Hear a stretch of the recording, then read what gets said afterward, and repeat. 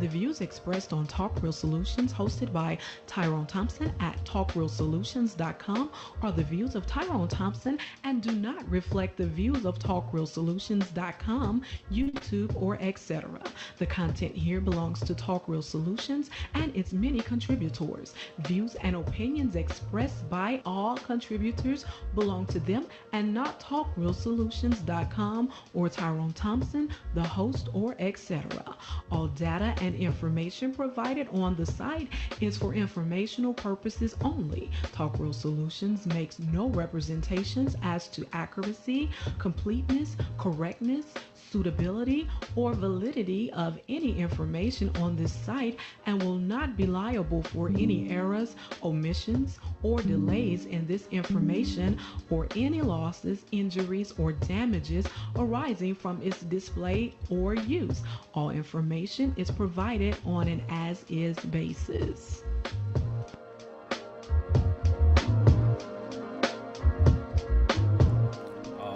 All right. Welcome to the show. Welcome to the show. This is Talk Real Solutions, and I am your host tonight, Tyrone Thompson, and I want to thank you for tuning in. Today is April the 4th, 2024, and it looks like YouTube has fixed this little glitch we had last week, and I was able to title the show.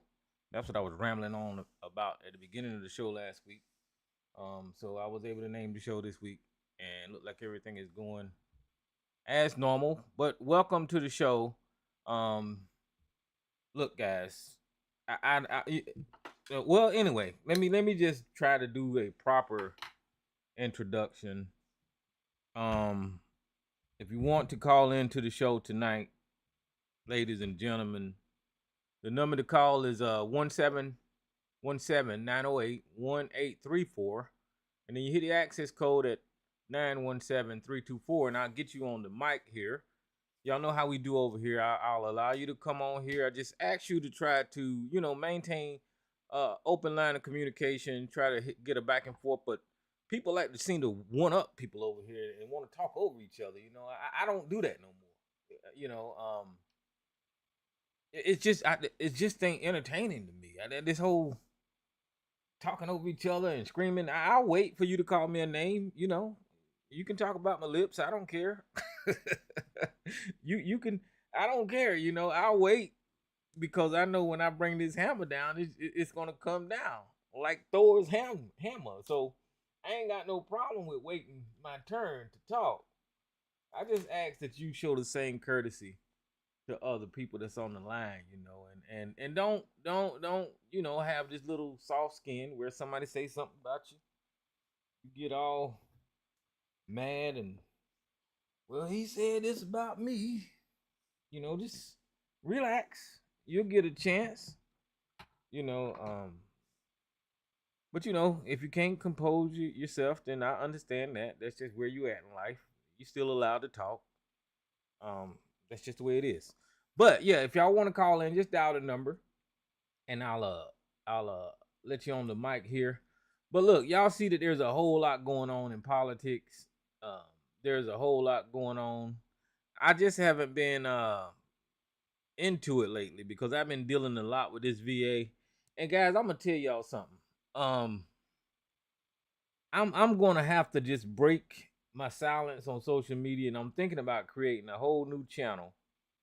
Not this one, but a whole new channel to just discuss the VA and what my issues are and what I'm going through, and I think it'll be informative for some veterans out there, and I hope it help people if I go ahead and go through with this thought, because there's some things that's going on that I can't even believe, and I don't want to have the conversation over here because it involves a lot of personal information and all that kind of stuff, and I don't like to have that type of discussion openly. If you know me, I don't like to talk about my personal stuff, but I will on a video, where there ain't no back and forth, where I ain't got to hear nobody critiquing what I'm saying about myself. I don't give a shit about talking one way to a camera and letting people know what I'm experiencing, just so somebody can get some out of it, But to sit on a panel and have people analyze it, like Mr. Pollutions come on in here, hey, Tyrone, you should have did this, and you should have said that. I ain't trying to hear that dumb shit. I'm a grown ass man. Ain't got no time for no little squeaky ass voice man to come on here and start trying to suggest shit that I need to do. I'm grown. Start giving women water. How about that? Instead of trying to tell people what to do. All right, so where we gonna start at? Trump is in a lot of trouble, man. Trump is in a lot of trouble, and Judge Cannon made a decision. I think it was today, because I seen it on Midas Touch, where that whole Presidential Records Act bullshit that Sarge had everybody over here convinced that was a viable argument. She just pretty much had to concede and let everybody know that was a bullshit argument, because you can't use the Presidential Records Act in that case down there in Florida. That is not what that's for. That is not what that's for, and that's what I was trying to tell Sarge, is that we're dealing with an Espionage Act, a fucking felony crime when you're talking about those documents. You're not talking about the Presidential Records Act. And what I found out today, which I didn't know, is that the Presidential Record Act is like at the civil level. So the two don't even coincide. I did not know that. But now I do.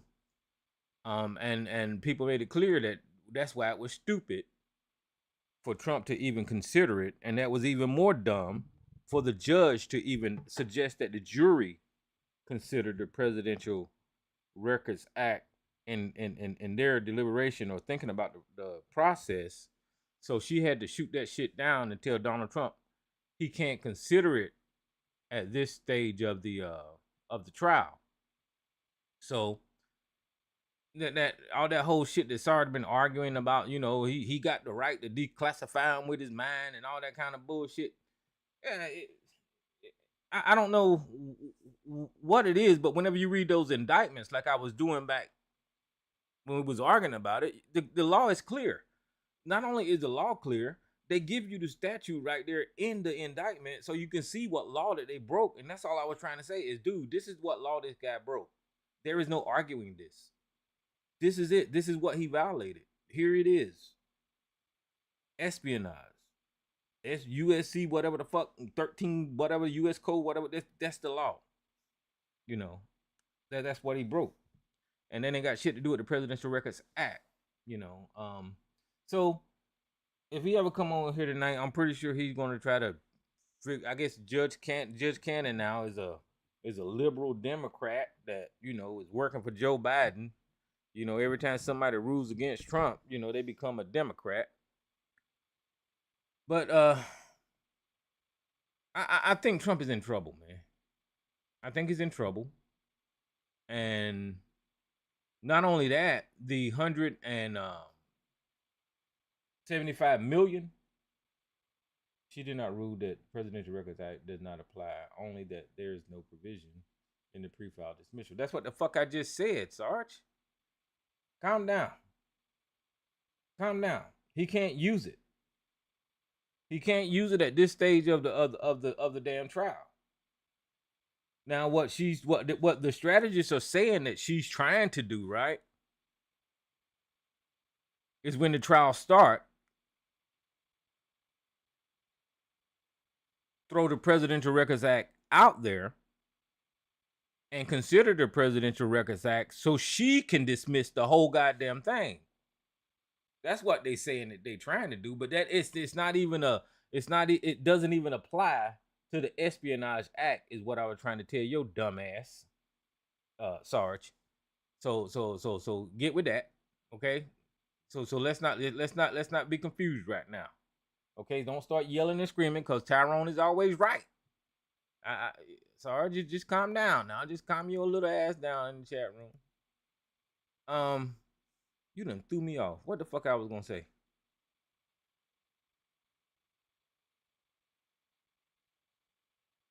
I done forgot. Yeah, here it is. Just a little brief. I hope the New York Times don't pop up one of them damn things. You know how they do. Just a little brief summation of what it is. It's on the screen. Sorry, you can read it. Don't give a fuck if you can read. What's up, MJ? No, MJ and Sarge and ABC.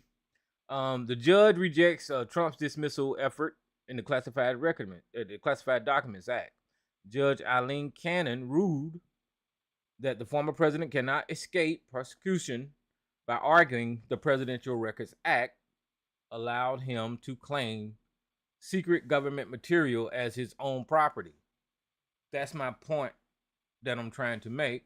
And this is the New York Times. This is not Tyrone. So you go scream at the fucking New York Times, you idiot.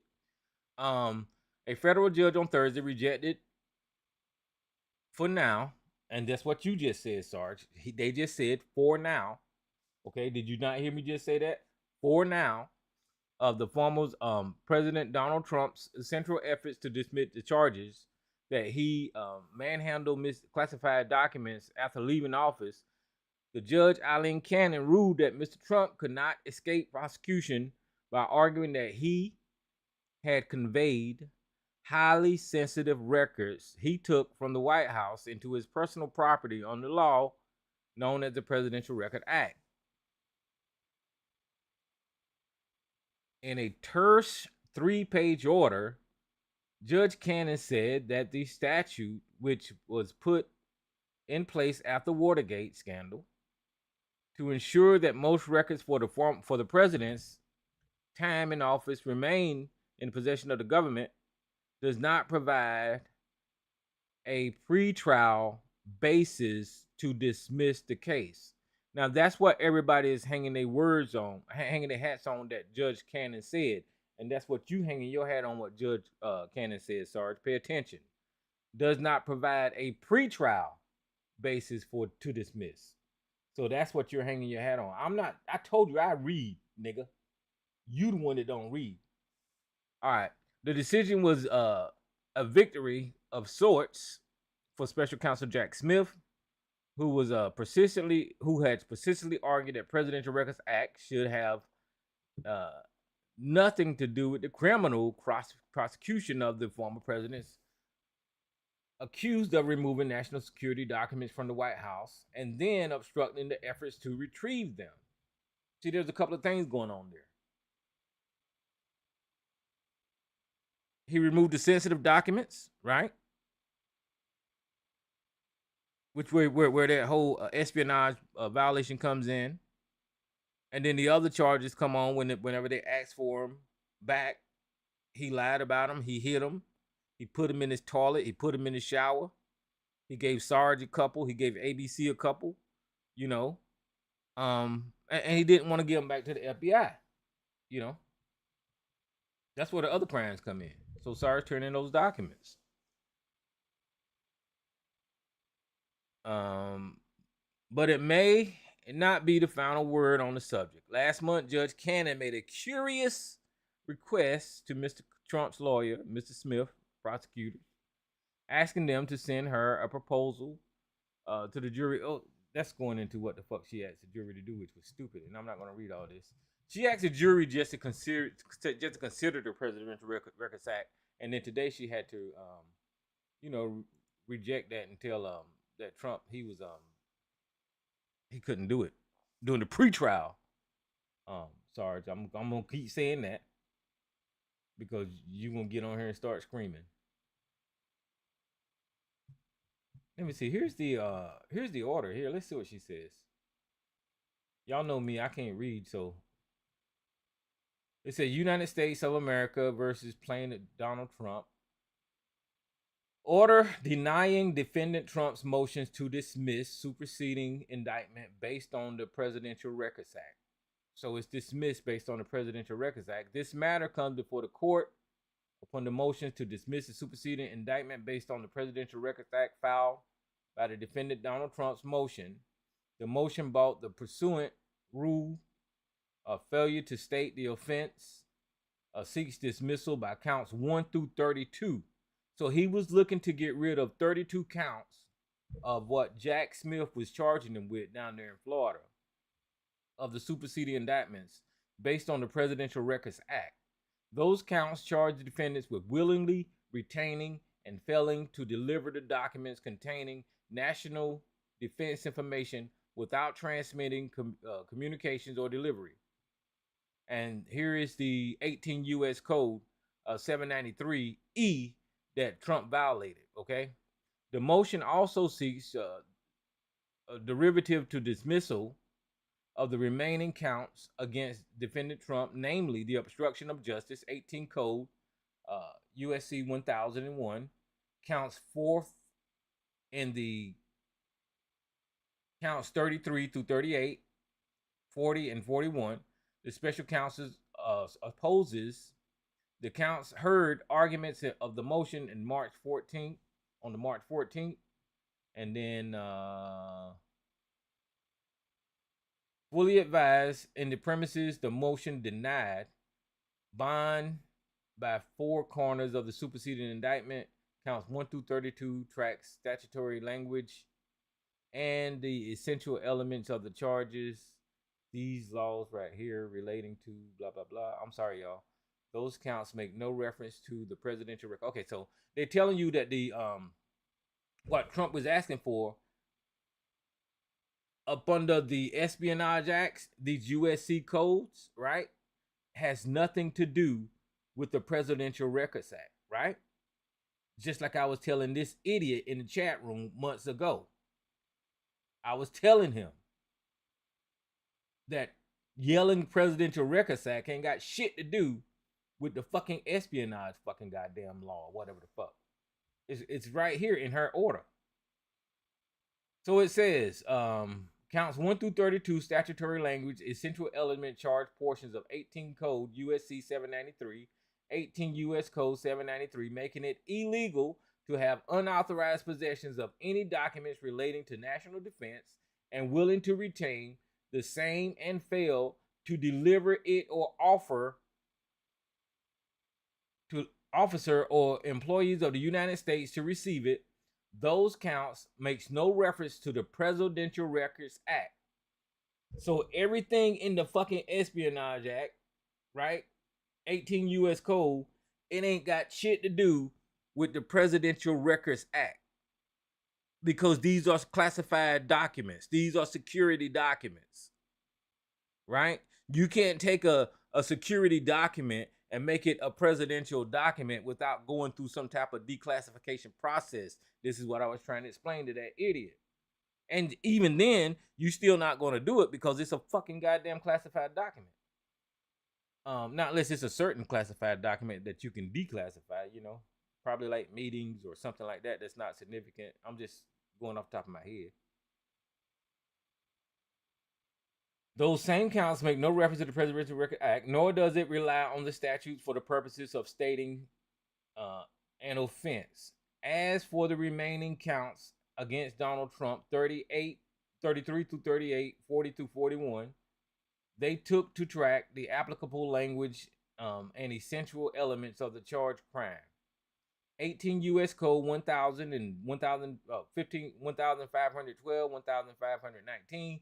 More generally, and superseding the indictment specifies the nature of the accusations against Donald Trump in a lengthy speaking indictment with embedded excerpts and investigative interviews and photographs and contents. For these reasons, accepting allegations of the superseding indictment as true, Presidential Records Act does not provide pretrial basis to dismiss under Rule 21. This is what everybody is flipping their head over. Like, goddamn bitch, why the fuck did you put that in there? What you mean pretrial? It don't apply throughout the entire trial. But because Donald Trump and Eileen Cannon clearly drank out of the same goddamn well, she's still trying to get him off the hook as a federal judge. And for Jack Smith, the clock is ticking because I think whenever the jury is selection, he can't get rid of her. Okay, so that's what everybody's flipping their head over when she said for the pretrial thing. Either as counts 1 through 32 as the remaining counts of which state coincidable offenses separately to the extent the special counsel demands an anticipatory finalization of a jury instructions prior to the trial, prior to the charges of conference, prior to presentation of the trial defense and evidence, the court declines the demand as unprecedented and unjust. The court order soliciting preliminary draft instructions on certain counts should not be misconstrued as declaring a final decision or any essential element or asserted defense in this case, nor should it be interpreted as anything other than what it was, a genuine attempt in the context of the upcoming trial to better understand the parties competing position and the questioning. So she's going into what she put out there for the juries to toss up about the Presidential Records Act, trying to get them to Jack Smith to ask the jury questions about the Presidential Records Act and Trump lawyer. But Jack Smith said that's bullshit because the Presidential Records Act ain't got shit to do with this goddamn criminal goddamn case. And she's saying, you know, it was just a question. That's basically what she was saying. But Jack Smith said, you a fucking federal judge. You shouldn't be asking about no goddamn civil goddamn question in a goddamn criminal goddamn federal case. Cannon is a stupid bitch. I'm sorry, y'all, but she is. And she's trying to get Donald Trump off. That is clear. That is clear. But, you know, I don't know. She's the federal judge and she can do whatever the hell she want to do, right? Legally.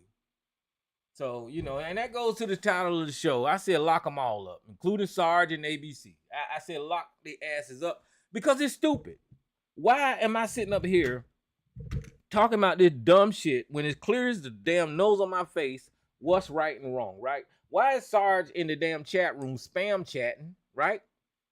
When he know good goddamn well that he used to be a goddamn police officer and he know Judge Cannon is wrong. He know the Presidential Records Act ain't got shit to do with the goddamn Espionage Act or any of those indictments down there in Florida or Washington. You know, he just knows that. So you need to go to jail too. You need to lock your ass up. You need to lock all these MAGA motherfuckers up. All of you dumb son of a bitches that we have to keep having debates with about this stupid ass political era that we in. I'm tired of y'all. Y'all all need to go to motherfucking jail. Lock all of y'all motherfuckers up. I'm not full of shit. You need to go behind somebody fucking bars and rest your goddamn mind for a minute. Because this conversation is dumb as fuck to me. And I'm tired of it. Because we know the man broke the goddamn law. And the goddamn money that he borrowed, the $175 million that he borrowed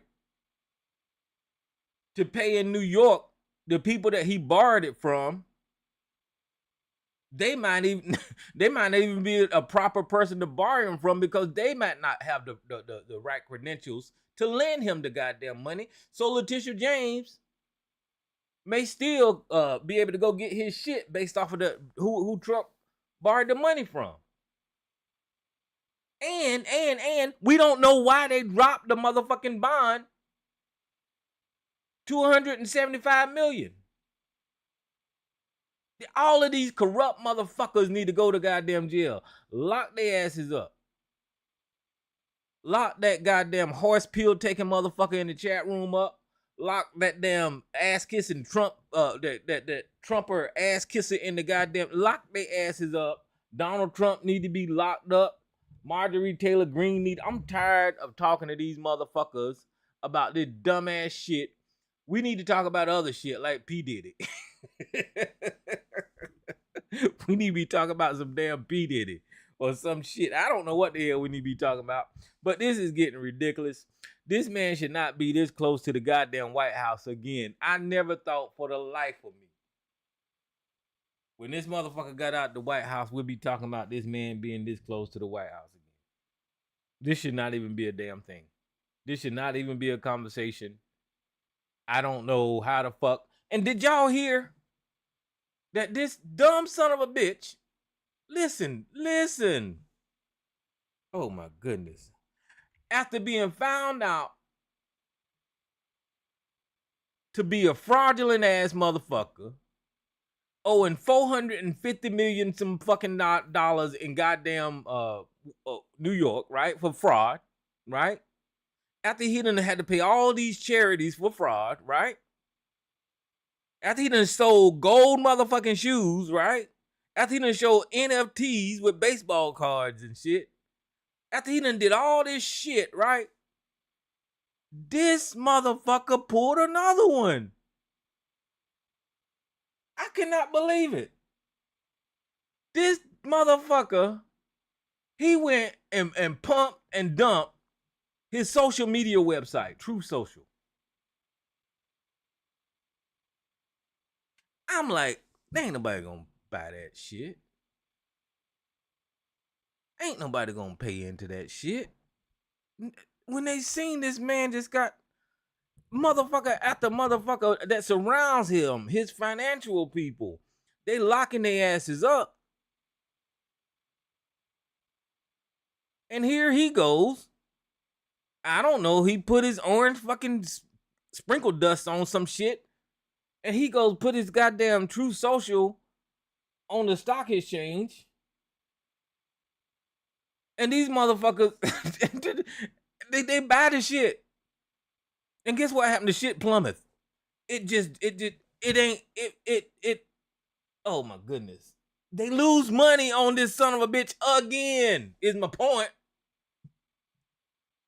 Why do people keep putting money into this dumb son of a bitch?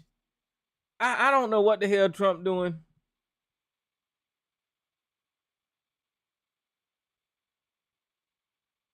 You see that Donald Trump rages as his True Social value plummets. Donald Trump's DJT stock plummets. His investors don't care. Donald Trump's True Social stock market wildly fluctuates. Get the fuck out of here. Why do people keep putting money into this son of a bitch? He's in the negative. So he did it again. These ain't gold shoes, but it was another goddamn grift. I don't know. I don't know why the fuck what they think. Donald Trump media plunges as Truth Social media $58 million loss. What the fuck? Oh, this is a businessman, right? This is the businessman you guys want to run in this goddamn country. What? I don't get it. I don't get it. I don't understand why people continue to invest in this.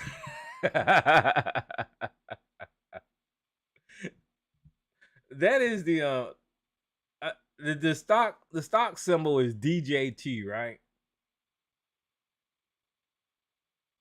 This is 1 day, 5 day, 1 month. There's no 1 month data. 1 month. It's a 5 day.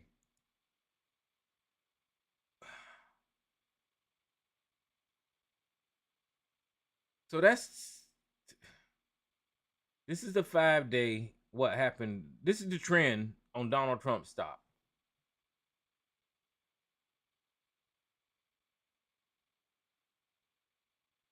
I like this one day better because it looks more representative of that motherfucker. But people losing their fucking money investing in this son of a bitch, man. I don't get it. The past 5 days it's been down.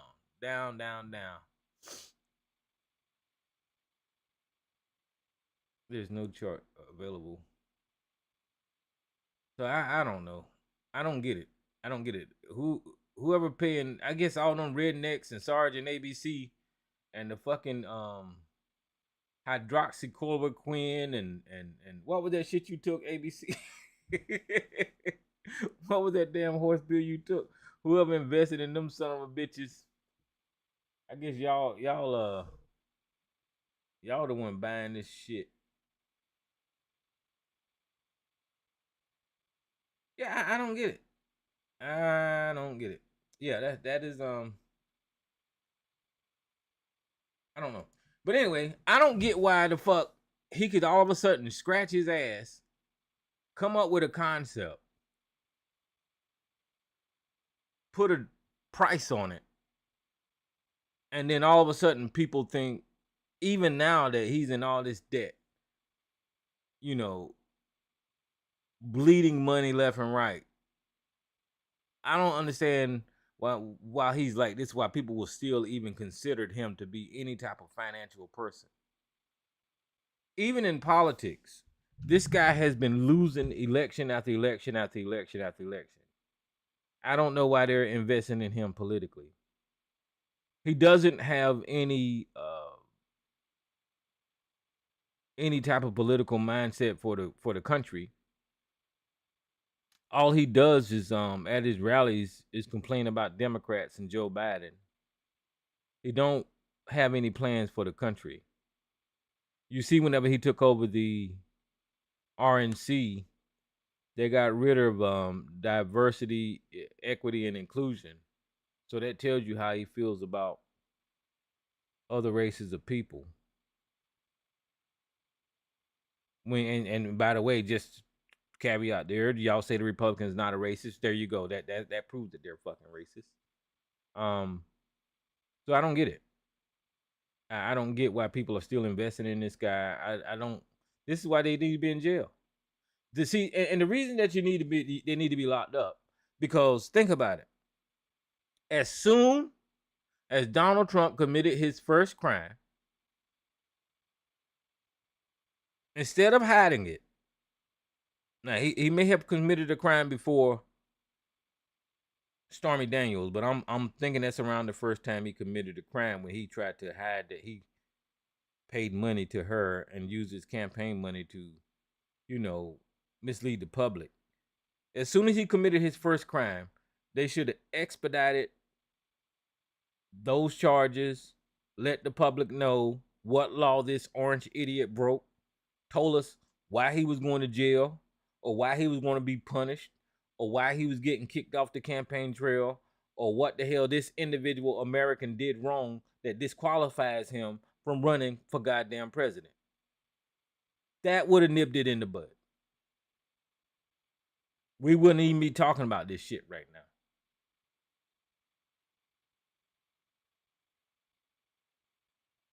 But no, you let him get away. You let him get away with that, right? So what happens next? He gets up there, Hillary Clinton, the debate, the whole fucking thing. Russia, if you're listening, release the emails, and Russia actually helps Donald Trump win the election. It's in the Mueller report. Read it. I know the right wing would thank you, would want you to think that there was no collusion, but there was motherfucking collusion. The meeting in Trump Tower, right? Even the Paul Manafort, the fucking Russian, I think he's Ukrainian though. He had Russians on his goddamn team, right? There was Russian collusion to help him win the goddamn White House. They let him get away with that, and then what happens next? He got in the office, the impeachments with the Valinsky call, right? They let him get away with that.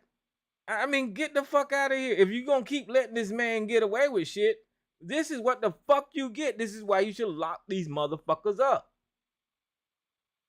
This is why when Sarge get on his phone and start screaming that dumb shit about 2,000 mules, we need to go get a real police officer like Gigi and lock his ass up. You need to go to jail, sir. We ain't talking about no 2,000 mules around here. Get your ass in the back of that paddy wagon. Cause you do not deserve to be free. Cause you crazy. Talking about caravans coming over the border, Hillary Clinton going to jail, Barack Obama's birth certificate, all this dumb shit. They need to be in some type of insane asylum. They don't. You don't have to put them all in jail. If they commit crimes, put them in jail. But we need to start building mental institutions in this damn country. All of these closed military facilities, they can hold crazy ass motherfuckers like Sarge. They got gates and fences and shit like that, barbed wire. He can't get out. You can lock their asses up behind them goddamn barbed wire fences and keep their asses in there. Now, for these people, you probably could have a rehabilitation program so we can, let them come back into society. But they're going to have to pass a couple of goddamn tests first. They're going to have to pass a couple of tests before they come back into society. Before you come back into society, you're going to have to prove that you can be disciplined enough not to pick up the goddamn internet. Just for a week. Don't turn it on for a week. We're going to make sure that you ain't got that motherfucker on for a week. If you do that, then we're going to slowly start feeding you some damn internet. Not the damn crazy shit. Not the right-wing shit. We're just going to give you some news articles. We're going to give you some damn, just some pretty pictures of some cats or something like that. Let you get a feel for the internet again, Let you scroll a little bit. That you get used to the goddamn internet. Because obviously your ass don't know how to use the internet because it drove your motherfucking ass crazy. So we need to lock y'all asses up. Because I'm tired. It's not only here. They every motherfucking where. Everywhere. Charlie Kirk. Candace Owens. These right-wing motherfuckers on social media. They every motherfucking where. And not only that, they're the ones that get the most goddamn views. They're the ones that get the most goddamn traction. They're the ones that's fucking trending. So they're the ones, by default, that is the most influential.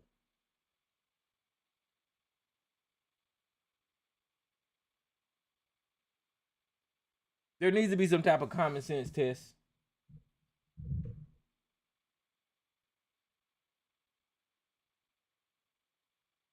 And these people need to be, I don't know. Because even with people like Mr. Solutions, he need to be in that damn, he need to be locked up too. There's something wrong with that man. There's something wrong. He tries, but there's something wrong with him.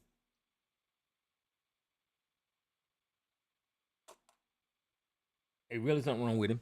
And I want to go back to a damn country where you can sit down and have a conversation with somebody with common sense. Like, have a regular discussion. Like, have a regular disagreement. Not this left wing, right wing bullshit. You a damn Democrat. You eat babies. You trying to follow the New World Order and all this kind of dumb. What the fuck? I had to go to the doctor today. I seen about 4 or 5 damn Trump stickers. One of them damn trucks that had all them flags flying off the goddamn back. These people need to be jailed. That person does not need a driver's license. He's a danger to society. If you are so mentally ill that you're gonna put like 6 or 7 fucking flags on the back of your goddamn pickup truck, bigger than your goddamn pickup truck, the DMV needs to come see you. That doesn't make any goddamn sense. And then on the side of the truck is "Let's go, Brandon." What the fuck is wrong with y'all? You really saying something now, ain't you? Let's go, Brandon. Oh my, yeah, y'all need to be locked up. I'm sorry, I don't even know what the hell I'm supposed to be talking about, except for you. Y'all just getting on my nerves tonight. If y'all want to call in, y'all can.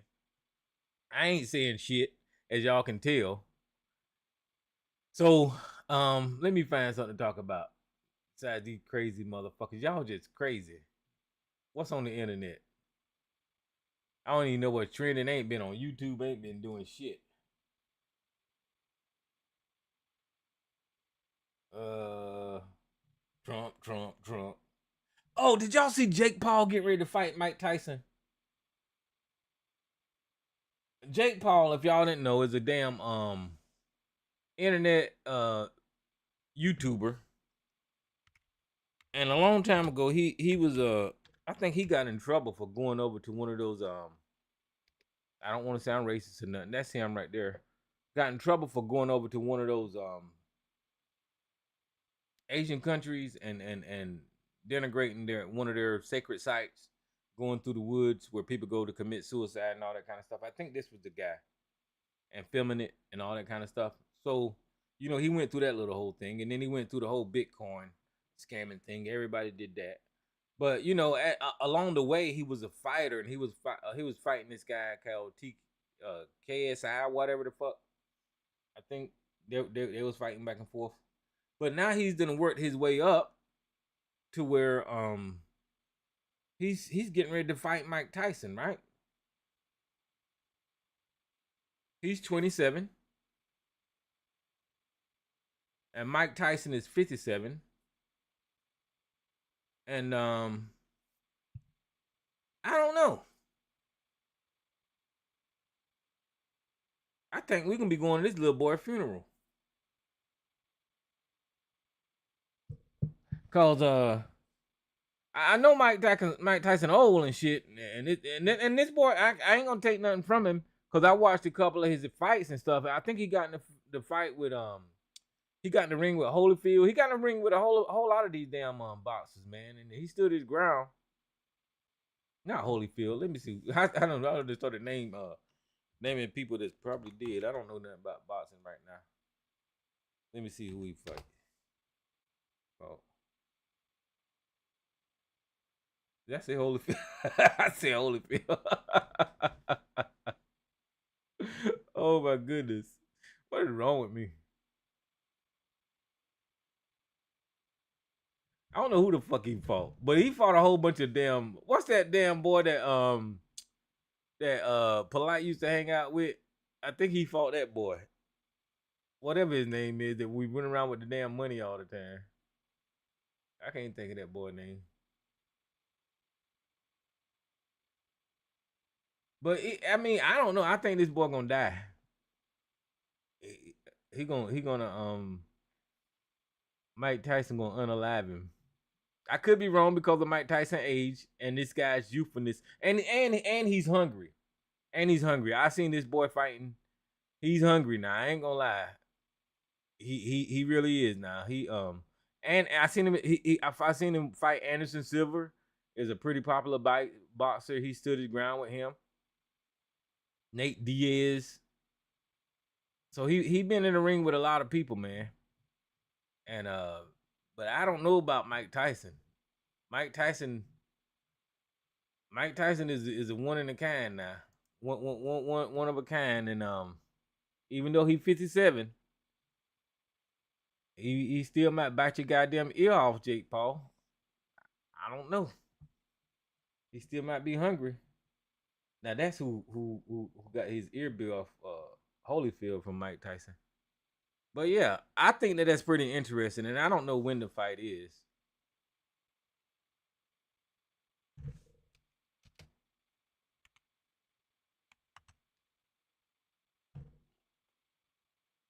See, I don't do a whole lot of sports, but I will watch some shit like this.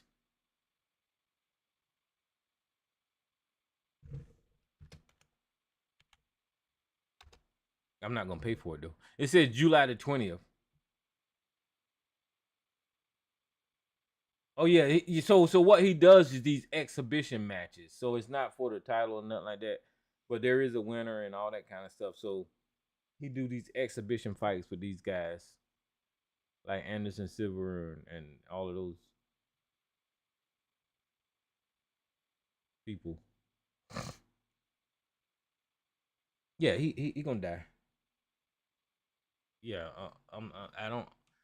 I mean, the guys, I can't take nothing from that. So I'm gonna send kudos out to Jake Paul because I mean that boy worked his way up from sitting behind the desk like ABC, just talking on the microphone, just yelling and screaming until he's in the boxing ring actually doing something. You know, ABC still scared of COVID shots. So, you know, this guy's actually out here doing something. Tyson has a shot if he can get. Yeah, I agree with that, Sergeant. If that's when Tyson gonna be at his best. But like I said, that boy young, he 27, and he got some win. So if Tyson can get at him early, then yeah, he through. If Tyson can get up under that damn chin, that boy got a strong chin too. If he can get up under that chin early, and Tyson likes to fight close, then Jake Paul is through. But if they start going into like the fourth and fifth round, I don't know. Tyson ain't gonna fight at no distance. Tyson ain't never fought at no distance, Sarge. Tyson run up on your ass, man.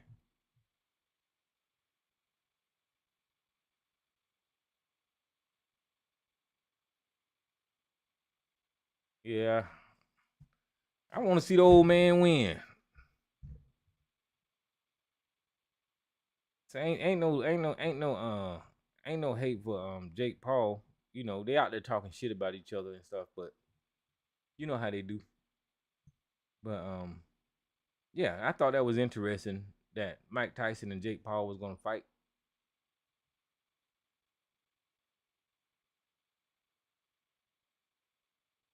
And y'all know I ain't got shit to talk about, so you better push one, damn it, cause I ain't got shit to talk about. I'm talking about goddamn boxing. What else? Did y'all see the solar eclipse? Or did it happen yet?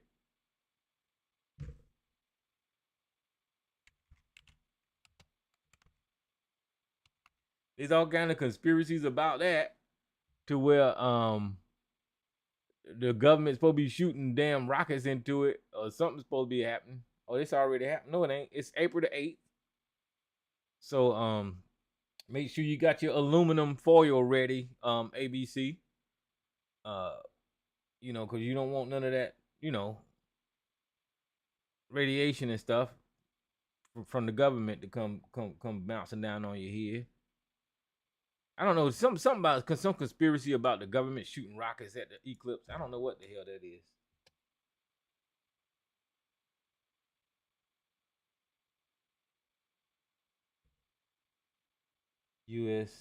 USDA says you're MJ said, "Can I find this record?"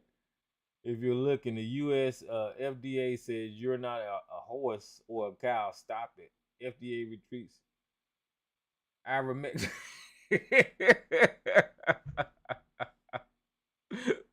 ABC, that's for you. You not a damn horse. That's funny. What's up, Miss Elisa? I guess you ain't got shit to talk about, huh? Yeah, how you doing, Tyrone? I'm doing all right. I'm doing all right. That's good. Cause see, you didn't have nothing to talk about, but I wanted to read something up. This curious. Did you hear about this? And our did our wait a minute. Did anybody else listening? Cause I just heard about this today. You want me to send it to you? Wait a minute. If I could pull the link, I'll send it to you. Just hold 1 second. Because this was wow when I heard this. And this is back when we were doing the stories and stuff, this would have been one of those types of stories that I definitely would have done because it's beyond crazy. Open. Wait a minute. Open and okay, wait a minute. Oh shoot! It's not allowing me to copy the. I'm trying to copy the.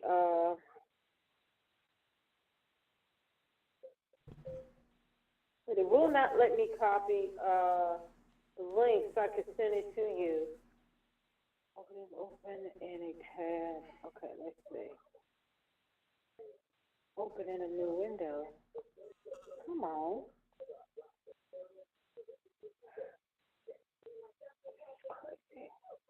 Okay, here I got it. Wait a minute. Okay. I'm gonna send you the link.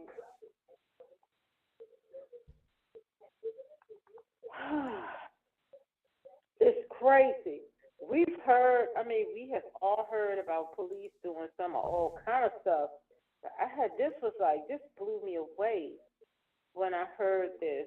Let me find you.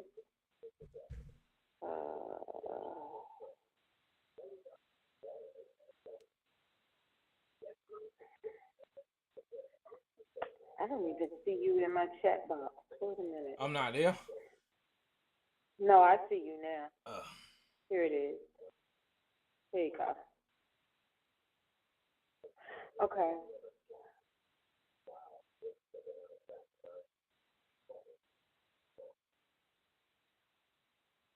Okay, I sent it to you.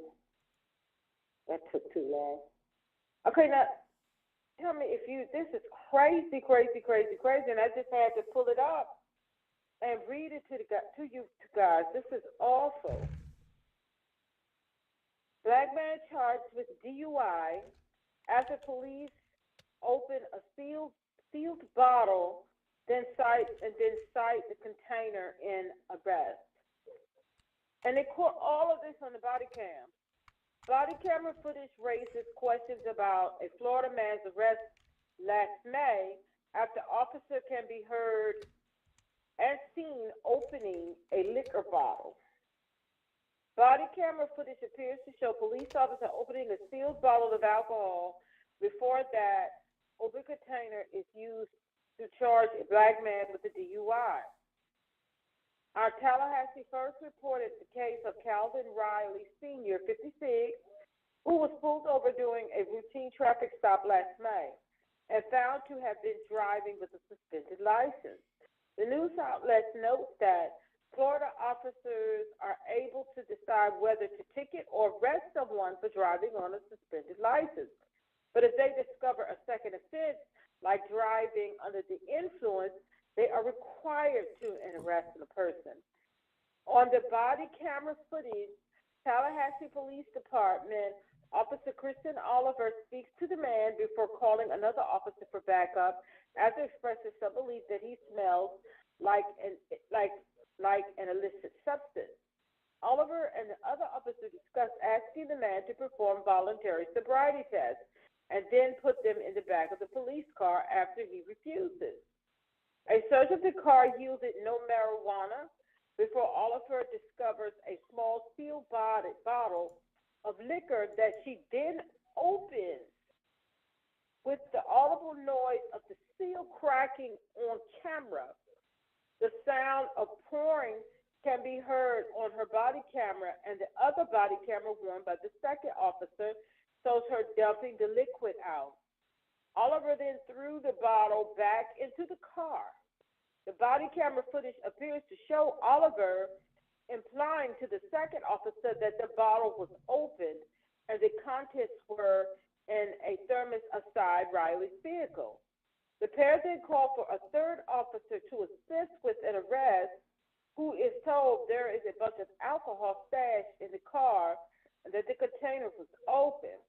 An arrest report cites the open container as the reasoning for the DUI charge. Although an officer described smelling alcohol on Riley's breath, although the officer described smelling on Riley's breath at the time, the officer who wrote the report notes Riley told her he had a couple of drinks at the area bar before he pulled over. Riley was arrested on probable cause of driving under the influence and is set to stand trial on a matter beginning Friday, I guess tomorrow. The man told Tallahassee the episode cost him work and forced him to surrender his car after missing payment on the vehicle. Oliver later said during a pretrial hearing that she opened the bottle herself and poured the alcohol out. citing that she believed to the police department policy that prevented officers from impounding liquids as evidence. So I saw most of all of people who watched it. That's the video. You clearly see, Yeah. like you have like a little bottle. You clearly see her crack the bottle. I guess he bought it and was gonna take it home and have a little drink. And she clearly cracks the bottle. You Meet can Calvin hear it Riley. crack. And her poured the liquor all around the car, inside the car, Hello, sir. and I'm stole the bottle. I was like, wow, they just don't even give a damn about the body cams no more. They don't really even care about the body cams. They don't even care. I know that police officers has been caught doing things and setting people up, but this right here was blatant. It was just blatant. You see her crack, dump the liquor out. She must, I guess, like I said, he must have bought it to take it home to have a little drink. And she cracked, and she saw the bottle in the car in the bag and took it out and cracked it. You could hear it crack, and she start pouring the liquor around in the car. I have never seen, just blatant with it. Just blatant with it. It's just awful. Just awful. Just awful. And then when the other officer rolled up, I guess the supervisor, whoever rolled up on the scene, asked them, does everybody have their body cams on? You bet they do. Because maybe something didn't look right to him. But if you watch that video, you see her do it. You hear her crack the bottle open and pour the stuff around in the car. It's just awful. The police out here, not all of them, but some of them will do anything. Anything. And the sad part is, he still has to go to trial, even though it'll probably get thrown out that this information has come out and that it's all over the place. They need to be in prison. Yep, lock them up. They need to go to prison for that. That is just, I've seen some outrageous stuff before, but this is absolute, and these are two white female officers. But if anybody, y'all can pull up that article. It's happened in Tallahassee. Two Tallahassee women officers frame a black man. Anyone can go pull it up. If you watch the video, it's just as clear as day. And the thing is so crazy, you can hear it go crack. Well, yeah. And then she gets this. I got it on I got it at the part now where she's got the bottle in her hand. So I'm gonna play it, and you can watch her. She just cracked it right yep. there. She just cracked it and started pouring it in the car. Ain't that crazy? And then she pouring it out in the street, and then she gonna throw the empty bottle back in the car. And then plant that evidence. Right there's where she cracked it. You could hear it crack. Then her and her partner needs to be they need to go to prison for that. And to say his trial is coming up Friday. Now, it'll probably get kicked to the curb, but once this evidence was discovered after they watched some body cams, his trial should have been thrown out long time ago. Why is he still, I guess the police department is still trying to take him to trial? Well, the Fraternal Order of Police, they always protect these people for some damn reason. I don't know why. There was no reason for this lady to do that. I don't see what kind of excuse. I watched one of these people had her testimony, her deposition live, and I seen the part where she was testifying, and she was saying she didn't realize that the bottle had a seal on it, and that's why she opened it. And like you were just reading, she was saying that she was thinking that it was their department's policy not to have liquid in the bottle. But you can clearly hear the crack on the bottle as soon as she opened it, so she knew. So I think that's the excuse she's gonna try to use is that she didn't Well, know you it was. gotta come. She didn't know, and they have to come up with something, Tyrone. You gotta Yeah. come up with something to say. So that's what she came up with. That's just awful. Yeah. I tell you, that is just blatant and awful.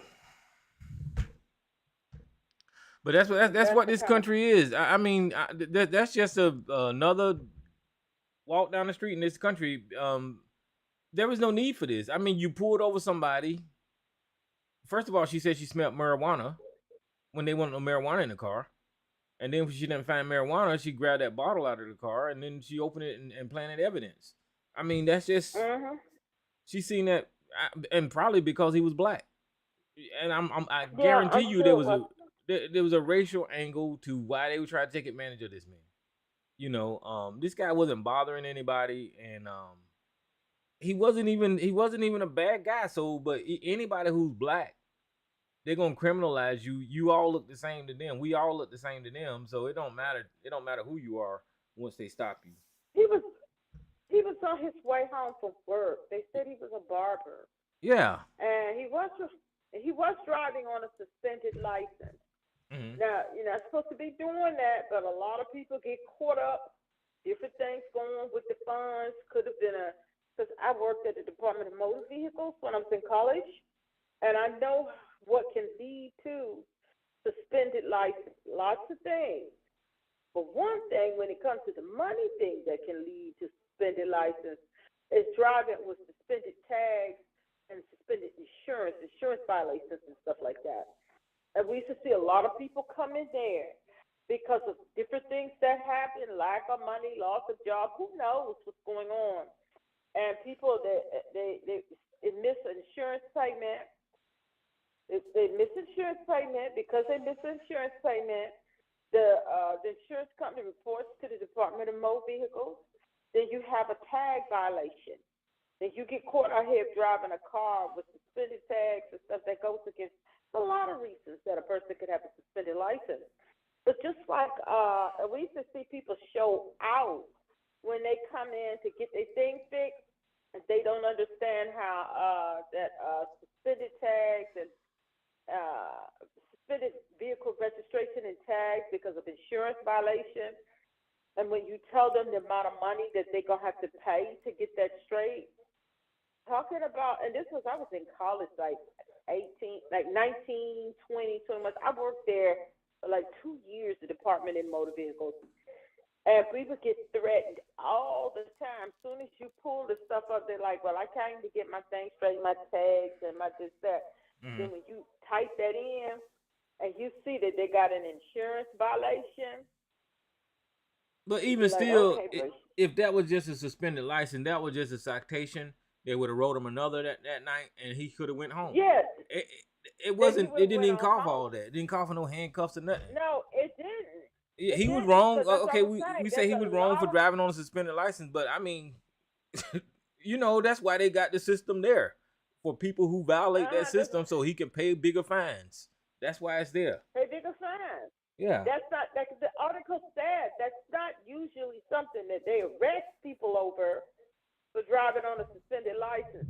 Now, if you get caught driving on a suspended license, like the article said, and you commit a violation, then that's different. Yeah. I think, from my understanding, that was the first time he had been pulled over for driving with a suspended license. Well, why are you trying to set? Right, they ran his tags and they ran his name, or I guess they ran it, or they ran his license. They seen nothing didn't come back in the damn system, so he didn't have any crime. So now they had to create a crime for him to be arrested for. So that was just a citation on the side of the road that night. I don't. These cops think I don't know why the hell that was blatantly wrong. For her to open that bottle of liquor and just throw it in the car and pour it up in the car. Yeah. And throw it up in there. So I know that sounds like something she needs to go to. Both of them, because they were in cahoots, needs to go to prison for. That's what that sounds like to me. And this guy shouldn't even have to fight for this. And everybody see it with their eyes. He shouldn't have to fight. But I guarantee it's going to be a struggle for this man. You know. It is. It is. It is. It's like a story I read last week with a police officer. Well, he's looking at, I think, like a year in prison. He wouldn't let he wouldn't let someone in the lockup go to the bath. Whatever was going on with the bathroom, and I think the guy might have been drunk or whatever was going on, and he peed himself, and the officer, it was a Latino guy, and he threatened he was going to do this, that, and the third to him, and he made him, slurp it and lick it all up, the pee that was on the Yeah, I heard floor. that story too. These people You crazy. heard about that? Yeah. Yeah. And he wouldn't have gotten caught, but he decided he recorded it on his phone. What the hell? And he decided to, and he decided to show it. I guess they were having a Christmas party or some type of banquet for the officers, and he shared it. Look what I did, and somebody told. So, I guess the person who they just like putting money in poor people's pockets. And, and I think a year he's facing up to a year in prison. That's not enough.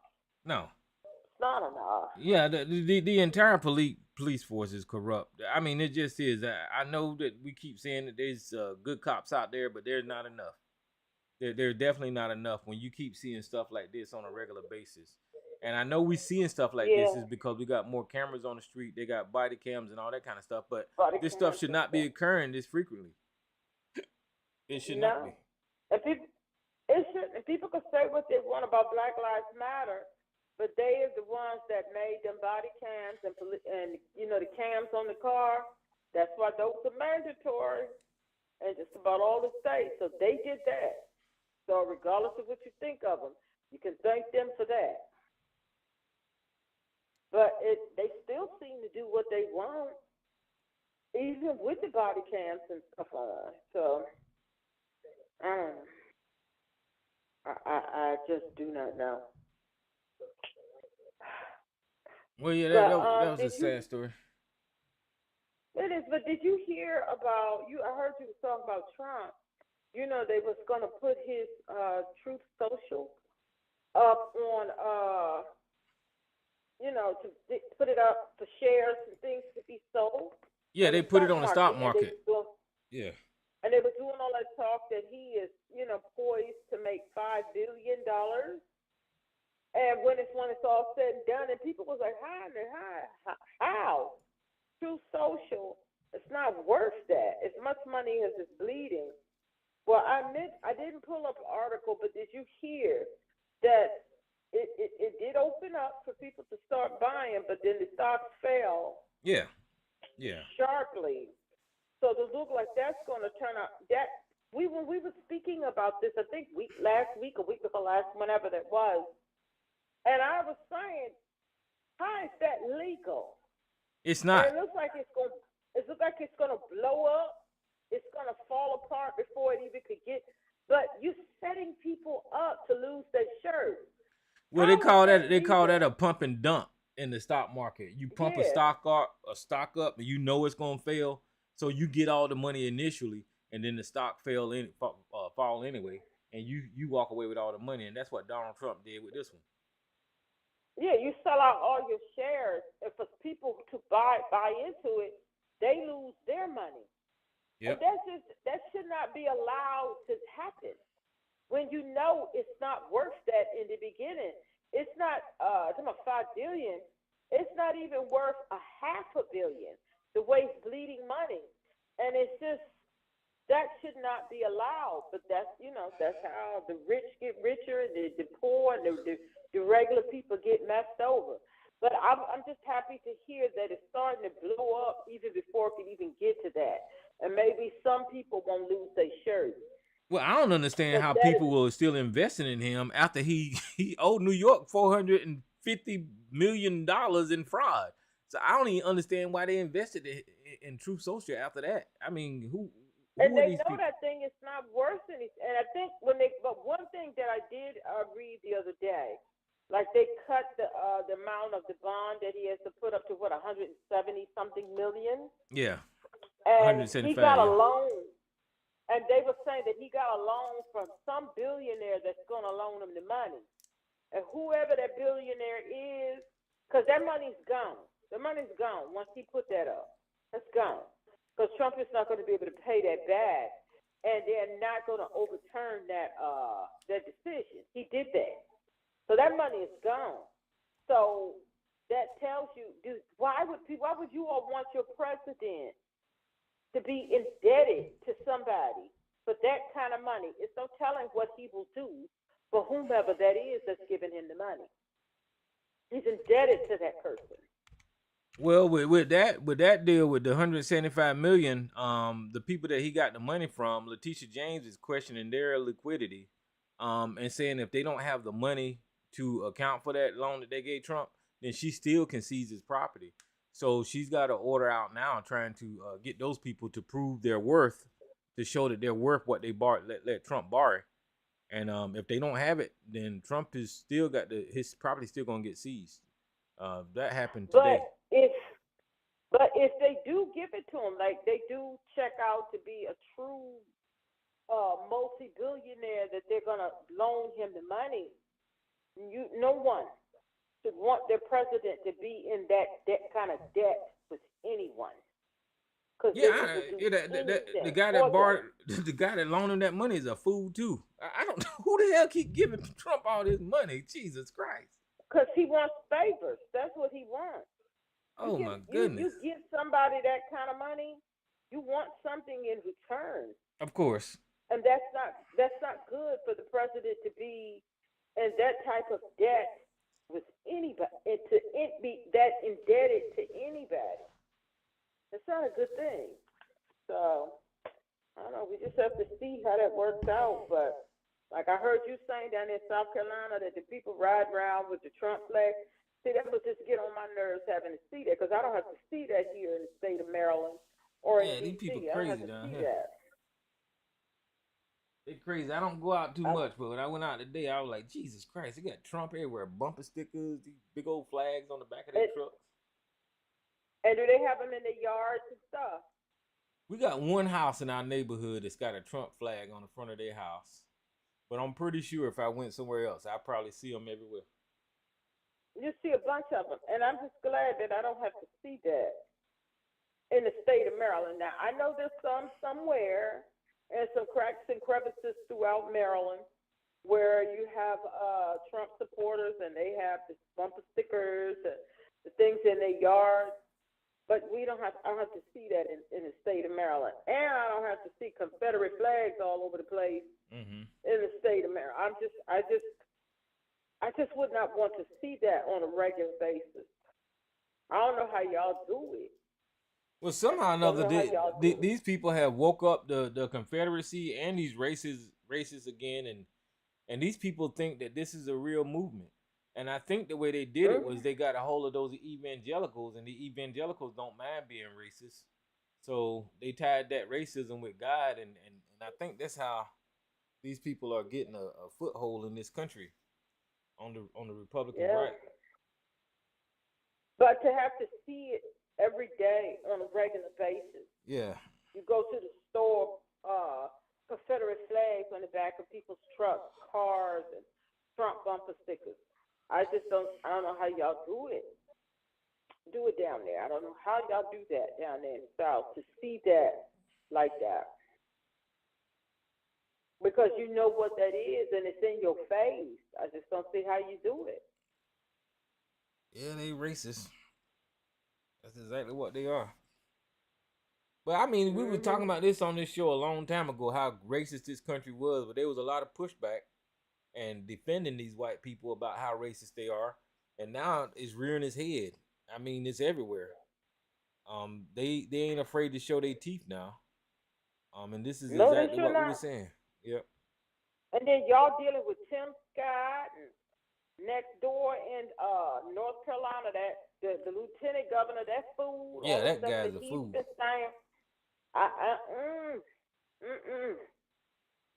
It's just awful to see us going backwards like this. I mean, the country was always what it was, but some people say, well, they're happy that they have it all out in the open and not hidden. Uh, I don't know. I'm on the fence with that. I'm on the fence with that. Yeah, I like for people to show who they are, but I wouldn't want to see that in my face on a regular basis all the time. So I'm No, on the fence. this is Yeah. different. This is different. These people are suppressing things like the book banning and all of that kind of stuff, and then the things that they're trying to ban in school about teaching Black history and all of that. Mhm. That's different. That's different. This is Yes, more much different. extreme. These people It are is taking very it to another level. because at least some time back, at least certain things that they're doing now, they've always wanted to. Don't never forget that. Hmm. But certain things will hold them back from doing it, from trying it, But now they're trying it, they're doing it, and they're saying it all out. At least it's like now they don't care. They're just doing these things. At least in the past, they would think twice, you know, about certain things, but they just doing it, just saying it, and all loud in your face with it. That's what's so disturbing about it. And then to see black people talking about how they MAGAs in the Republican Party, and then you still see a lot of them say that the Republican Party, we're still, this is the thing that gets me when they talk about, because you all are being fooled by nobody's being fooled, I'm not, by the Democratic Party. I know that not much of a difference between both of the parties. There's some differences. Yes, there is. But when it comes to keeping the rich and keeping everybody suppressed, that's both parties. When it comes to taking lobbyist monies from Big Yeah. Pharma and APAC and different things like that, that's both parties. Oh yeah. No one's fooled. No one's fooled by that. But there are differences between the parties. But when I see black people say this is the party of Lincoln, like, you got to be kidding me. You got to be kidding me, still trying to spew that. When a little bit of research and studying of history, you find out no, the Republican Party is no longer the party of Lincoln. The current day Republican Party is no longer the party of Lincoln. Hmm. And it just drives me crazy when I hear people say that, because you should know better. Well, that's just ignorance, You should know. and having those type of conversations with Black people we used to have them all the time here. They're just Yeah, I politically know. ignorant with people like Ken and them. They just the ABC. They just stupid when it comes to politics. And I have to use those type of words. I know people get offended when I call people stupid and ignorant, but that's what it is. Because if you don't know how the political system works, then you will always stoop to the lowest level to criticize it. And it's you're in a system whenever you participate in politics, and your vote is just a little part of that system, and the outcome is Mhm. how democracy works. It's not what favors you get, and these people have been programmed to think that they get favors out of voting, personal favors, and that ain't how it works. It sure isn't. Unless you are a donor with big money, and if that's not you, that's not how that works. Yeah, that's not the average That is person. not how it works. Yeah, No, that's not. That's yeah, only a handful of people. yeah. That's not the average person. That's only a handful. Because just like I was listening to, they were saying like, when is Trump? I read an article. When is he going to start going out and campaigning? And they said that he was going to start campaigning, and he went to Michigan and some Ohio, some other. He went out to see. He hasn't been doing anything. He's Hmm. just been sitting up on his rump, and he hasn't been really campaigning. Them old hate rallies, you can't. He had never stopped having those. Right. But is he going to go out and start campaigning? So he did 2 campaign rallies, talking his usual nonsense. But then, like they were saying, for everybody at the bottom of the ticket, most of all these states especially the states where it's kind of up for grabs, a little bit. The states that are they're not red, they're not blue, they're violet. Um, they don't have any money to open campaign offices. They don't have money to put in the candidates that's at the bottom of the ticket because they're spending all this money for his lawyers and all of these trials and all of these felonies and all of this mess he has going on that the Republican Party doesn't even have money to support everybody. We talked about this last week at the bottom of the ticket because all of the money is for. He allowed I have to blame the Republican people because they scared of his base, his fans, and a lot of them, more of them probably would have spoken up when there was a time to speak up, but they allowed him and his foolishness to hijack their entire party. He hijacked the entire party, and he's using the RNC as his piggy bank, and he got the whole party all screwed up. But they allowed that to happen. You should have spoke out when the speaking out was good. Too late now. They should have spoke out and put their foot down against this. But no, there's a lot of his fandom, and not the ones who call in here, but a lot of his fandom, the politicians, the Republican Party is afraid of those people because they're afraid that if they speak out against him, that it's going to be retribution. They're afraid of those people.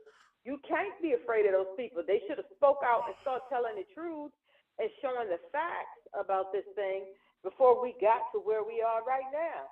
But yeah, I agree with you. That. But to me, that just shows you how weak the white male, just the white structure is. It's just weak. If you can allow one guy to come up here and just ruin everything that you supposedly stand for, all of your morals, all of your ethics that you're supposed to represent, all of your historical greatness, and all that kind of bullshit. You're going to let one guy come up here and ruin all that kind of bullshit, what America stands for, all of that shit, the forefathers, all of that shit that Donald Trump is ruining and tearing down the whole way American was founded. And he's just tearing that down. Your goddamn foundation that you are proud of, them damn statues that you want to protect, all of that history, Donald Trump is pissing all over it.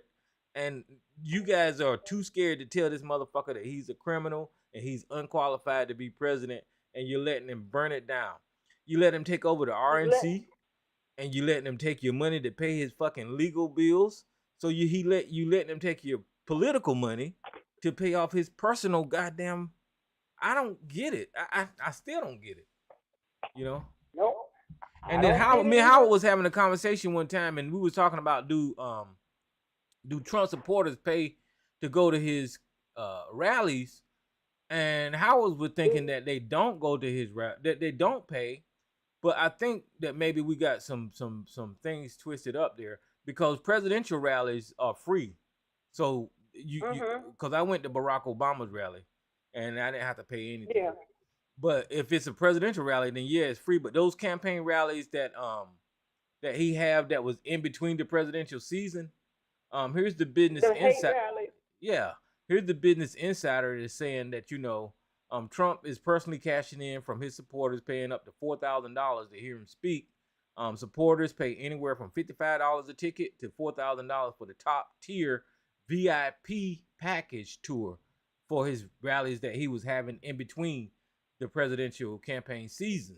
So those campaigns that he was having. Let me go ahead, Lisa.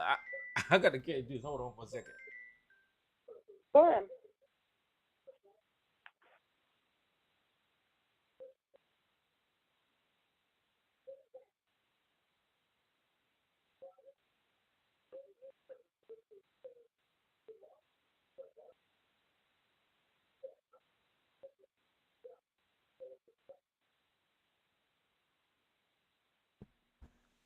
Yeah, those rallies that we see that was in between the presidential campaign season, those people was paying, and he was grifting again, getting money out of those people to go to those rallies. So yeah, like I knew that presidential rallies they don't charge those people to go there, but the other No, they ones, don't charge you for that. because Trump ain't never Well, can't then stop that campaigning.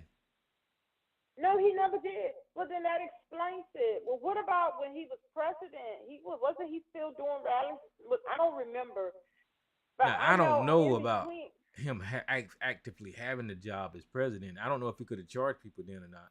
You know? Because he was still having those rallies, though. But I don't wonder if he was charging then. But you know what? You answered my question. Because we all was like, well, why is he still having hate campaign rallies when it's not campaign season? Because he was charging for them. That's why. Okay, Yeah. that answers that. And then probably if he have a rally during this political presidential season and don't call it, I'm pretty sure they have to label it on their paperwork some type of way. And if he call it a certain thing, then he probably can charge at the damn door. Hey, what's up, mama's boy? Might be. Peace, Tyrone. What's happening? Hey. Also, by him announcing that he's running as a candidate, it kind of puts law enforcement in a bind. It fucks with law enforcement, and he's allowed to get those briefings once he's determined to be the Republican nominee. He's allowed to get those security briefings. Not yet, though. So, well, it's the person who determines that is the current president. So he the one determines whether or not how much information he's privy to, right? Yeah, but I'm just saying the fact that if you remember, Tyrone, right after he won in 2017, he announced he was running for re-election. Bam. He did the exact same thing in 2021. It fucks with the judicial system by him being a candidate for president, especially when the judge tries to put like a gag order on him and he's a candidate. So he still gets to be a politician while he's, Right. So he gets to argue that First Amendment right shit to free speech because he's running for office. He's done this shit like every time. 2017, yeah, but the law is clear. The law is 2021. clear. He's just trying to skirt around the edges. The law is clear on that stuff. That's exactly right. And what he's doing, like I said, he's repeating the exact same playbook that he did in 2016, hoping he'll win the presidency again if everything all lines up like they did in 2016. Yeah. But Mama, for the briefings that you were talking about, because Trump was shocked when he found out that all the ex-presidents that's still alive, they all still get briefings done. Not the same briefing as the current, but they still got briefings because sometimes the current president might want to call them up and ask about this. So they all still get briefings. And then whomever gets, like you could correct, whomever gets the Republican nomination and the Democratic nomination, then they start giving them some briefings. But when Biden came in, he made the determination that Trump wasn't getting any. So I wonder if they're sending him anything now that he's the Republican. Biden might have still said no. So all that's going to be up to Biden. All that's going to be up to Biden because Trump has already proved he can't hold water, Nah, if any briefing that Donald Trump get, he can get them out of them damn boxes that he stole from damn Washington. He turned them damn boxes back in and brief his goddamn self. No, but that's what I wanted to contribute. That it's a playbook of Donald Trump's to be a nominee for president. That's a playbook because you get treated differently when you're running for public office than just a regular civilian. There's some perks. that you get to use that you can't, you know. That's one reason why his ass is out on bail after proving that he's a menace to society. Because the technical way to look at it is if he's even dangerous to one person, he deserves to be remanded to the state and locked the fuck up until trial. Right. Well, he's still running around here threatening the judge's daughter and stuff. So I don't know why they don't do something about that. His ass should be in jail. But you know what? When we was all saying Trump had never, even when he was president, he had never stopped campaigning. So what Mama's boy is saying is true. He never stopped campaigning, and people was like, "Why is he still having rallies and what them hate rallies and campaigning?" Our campaign season doesn't start. So Mama's boy is exactly right because people was always saying he has never stopped campaigning. Well, I guess he was getting his money from the taxpayers and his fucking supporters. Oh yeah, it's a play, Tyrone. It's definitely a play. Yeah, it's definitely a play. And listen, it's crazy because these people been given money since 2017, 2015 or whatever, right?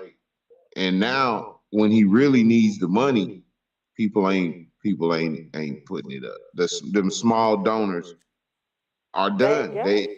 They out of money. They ain't got it. That's why they're not donating because he sucked them dry. And the big people with the big money, they not giving like they did. He sucked them small donors, right? Yeah. It was just awful. It was awful the stories that we were hearing. Like one man was saying his father was in a convalescent home, damn near on life support, and he forgot to check the box that he was just giving a one-time donation, and they had drained his account every month, and there was thousands of stories like that. That was just shameful. Yeah, I think Donald Trump had the I don't feel sorry for him. I'm sorry. I think Donald Trump had to pay those people back. I think all those people. Yeah, all those people that I think it was to the tune of like over $1 million or something. I think that was right around the time. Remember, he was act like he was mad at the person who put it together. He probably kept a chunk of that. He probably kept a chunk of that money because the way he was getting it, there is no way in the world he could reimburse all those people. So he probably kept a chunk of it. Well, Tyrone, you know how the game go, and because we've been alive long enough to see this.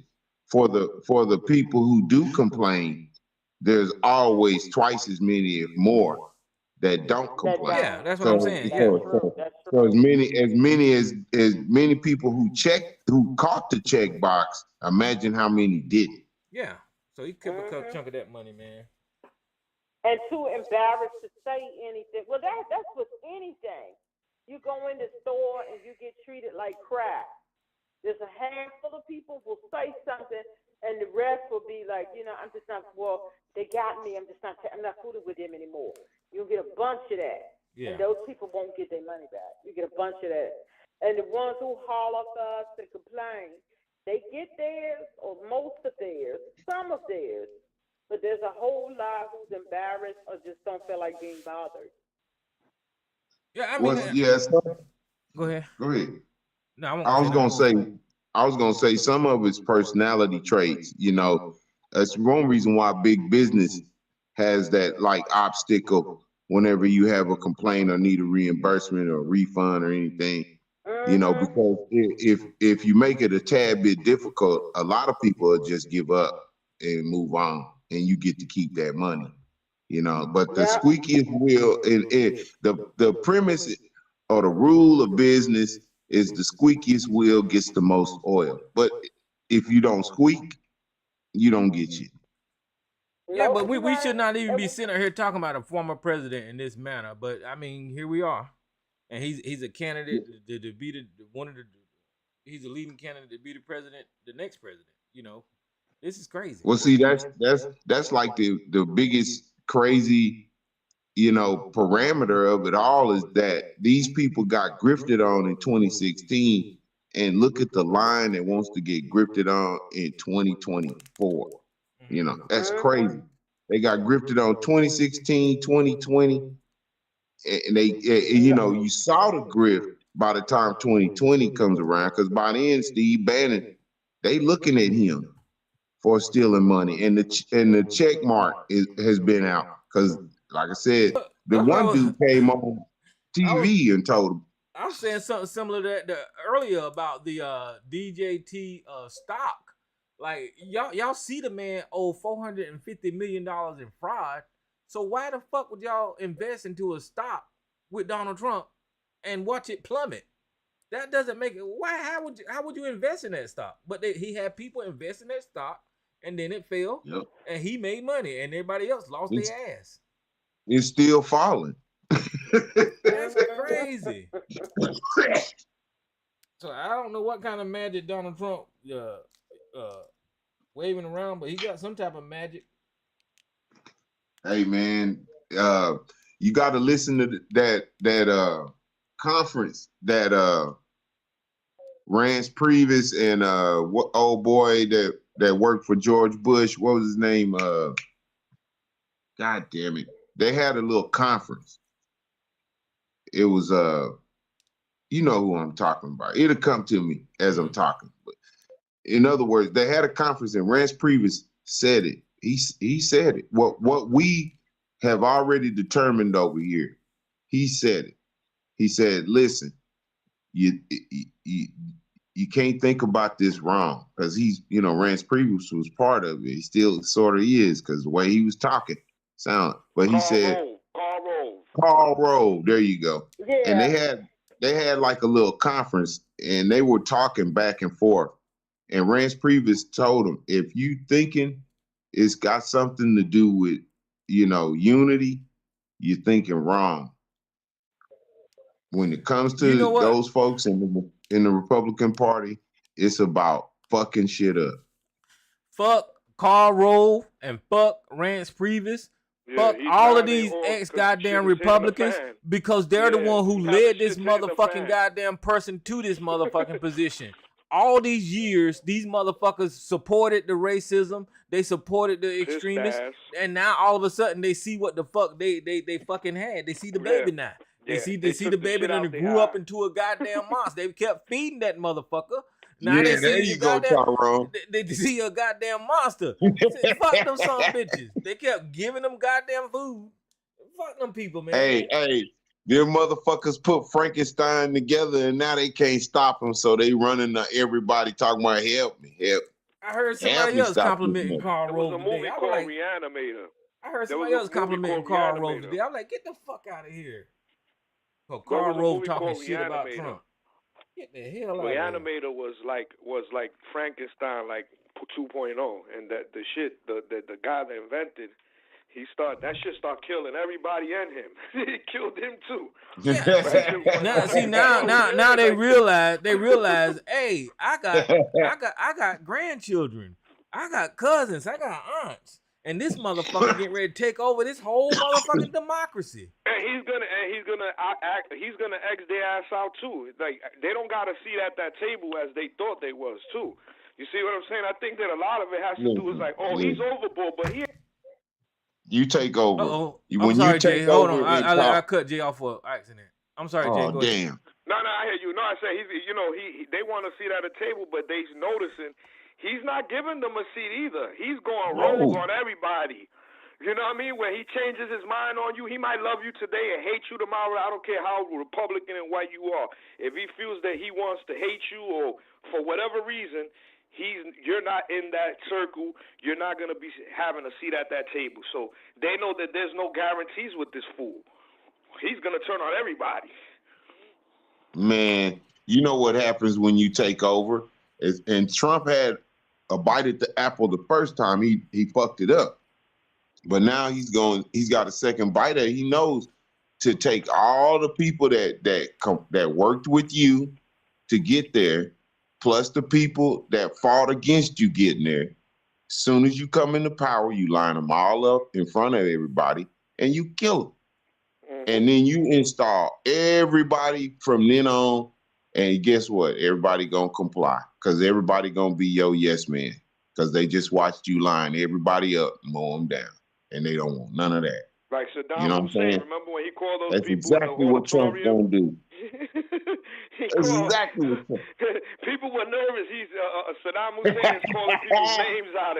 If I Yeah, call your yeah. name, stand up. And then Yeah. everybody's looking nervous, like, oh shit, is he gonna call my name? And you see those people standing up, and they never to be seen after that. Never again. saw him again. That was the Never last saw him time again. they walked out. Motherfucker walked them on out of there. Some went to prison and some died. Some got killed. Yeah, and now you got this whole Republican group that's out there against Trump and all this kind of bullshit. I think it's too late for those guys, man. I mean, I don't mind them doing it, you know. No, you know what it is? They don't want to be on that now. They know that, like, we don't really, because I think a lot of those Republicans too thought that they were gonna get away with it. The ones that are jumping away are the ones that I think that they thought that he was gonna get away with everything, and they were willing to ride. But now they seeing, oh shit, the law is actually working. Oh, he doesn't got some protections. Yeah, he got some protections, but he doesn't got all protection. Oh shit, he's vulnerable. He's losing money. All these different things that you thought, damn, this guy's Superman. He got a bulletproof vest, and everything is repelling off of him. You know, not everything is repelling off of him. The shit is tightening up. And shit is not going 100% his way. He's got some things that's working for him. Yeah. But then there's certain things that he's doing that is not working, like the shit with Fanny.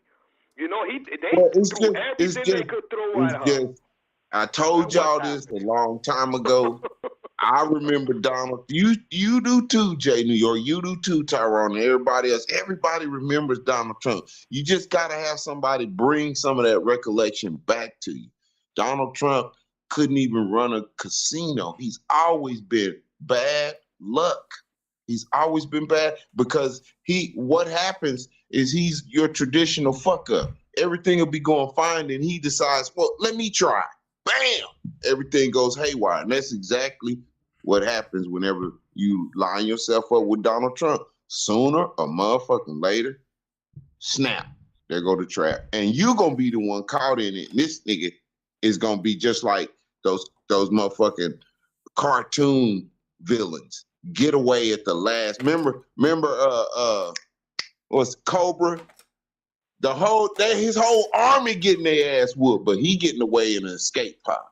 I don't know how he get away with it, man. I watched this fat motherfucker. I watched this fat motherfucker on the golf course, man. Miss a goddamn putt, walk up to the damn ball, pick it up, and put it in the hole and count that as a goddamn. And he won. I'm like, get the fuck out. It didn't let Nah, him man. Hey, check this out. You know how this motherfucker wins tournaments at his clubs? He goes out there when nobody's out there, just him, and plays around, says, nobody could beat that round. I'm the champion. Bam! Jesus Christ. I don't see how they... And Tyrone... He's a character, man. He is a character. That, anybody worth they salt, okay, knows that if you will cheat at golf, you are not to be trusted. I'm just saying that with that type of mentality, who the fuck, how could you trust him? And people trust him all the time, you know? You got people with that mentality. This fool go back to the 70s, late 70s, Tyrone. Him and his dad. He been dogging the wax on people and grifting on people for years. That's why his name is Doodoo in New York. Because they done, even if he got away with something one time, by the time you get to like 94, 97, 98, ain't nobody fucking with Trump. Because we know, we seen the grift. The Trump University, the housing. Listen, the same thing that happened with those people with the check mark has been Donald Trump's whole entire life.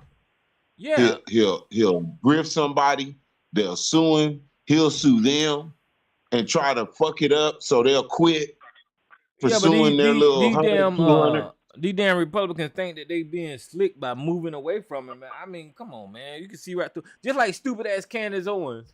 She been in the news lately because somehow or another she's done them trying to come back to the black community now. What the fuck? As much shit as Candace Owens been talking about the black people and black community and all that kind of crap, all of a sudden, you know, she get kicked out. Now she wants to come back to the black community and start trying to be righteous and all this kind of crap. They had her on the Breakfast Man, that's Club and always been the play, Tyrone. Hey, and you know we so easy. I said that about Kanye. Kanye can go and do all this devilment, and all he got to do is say, "I found God," and we gonna accept him back in. Same way with Candace. She finds some God, start talking real good. Everybody gonna forgive her. listen, fuck Candace Owens. Ain't nobody trying to listen to her. and you people who think Candace Owens got something to say, there's something wrong with y'all. Y'all need to be locked the fuck up. There's something wrong with all of y'all who think Candace Owens, that lady crazy. She hate herself. She hate her people. She hate her entire community. And white people done showed her what part of their ass that she can kiss. And now she come crawling back over here. Who the hell think Candace Owens? No, man. Who's this unknown caller? Tyrone. Hey, what's up? Yeah, hey, it sounds a lot like ABC. When your white friends get tired of you, then you come on over here and try and be black. Hey, ABC, I'm waving at you in the chat room. It sounds like you, brother. Yeah, I couldn't believe that. I said, what the hell Candace Owens trying to do? But that's what she making her black rounds, and I'm like, this cannot be for real. But Tyrone, it's not all black white people who dislike Candace Owens now. They still like Candace Owens. It's only certain white people who don't like her anymore. You know what certain white people I'm talking about? Well, probably the MAGA. No, they still like her. Oh, they do? No. White people still like Candace Owens. Why do you think she got kicked off that show? Because you talking about the Jews. The Jews. Yeah. Oh yeah. Because she made those comments, yeah. Made them mad. You made them upset. Yeah. Well, I mean, they got enough power to unseat her and have her searching around for her blackness again. Later for Candace Owens. I mean, she's always been a funny looking little child to me. But Candace Owens quit that. She quit. She wanted to leave because she knew saying those things would get her gone. I mean, come on now. We all know that. The stuff that Candace was saying, she's against Zionism. She was against the slaughter war and Israel's slaughter war on Gaza. And certain things she was saying, she knew that they would punish her for that, but she did it anyway. I don't know what Candace Owens got up her sleeve, but she up to something. She's definitely up to something, and she should not be trusted. Yeah, I mean, she's the problem. Go ahead. Yeah, I think the problem is this. A lot of people don't really understand. There's a lot of diversity within the black community, no doubt. But in that diversification, that doesn't mean you get the chance or the opportunity to piss on the folks who can't speak up for themselves. And far too many black people are grifting in that regard. It's like they realize the money train begins and ends by kicking down on those folks who don't speak up for themselves. That's true. I agree with that. And that's what she was doing. And when I hear black people saying, well, she can come to the cookout now. No, just because she's on the right side, this is just my opinion, she's on the right side of Israel's slaughter war against the Palestinians.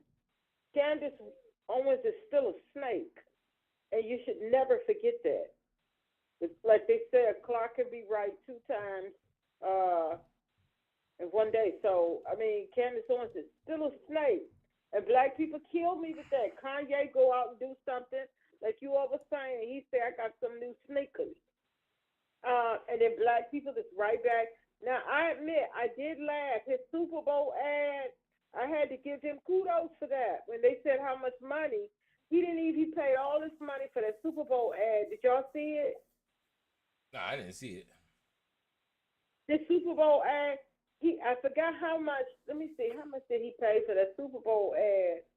And I did have to say, well, I'm not mad at it. I had to laugh at Kanye and that Super Bowl ad. Let me tell you how much he spent. Kanye Super Bowl ad. They said that he paid.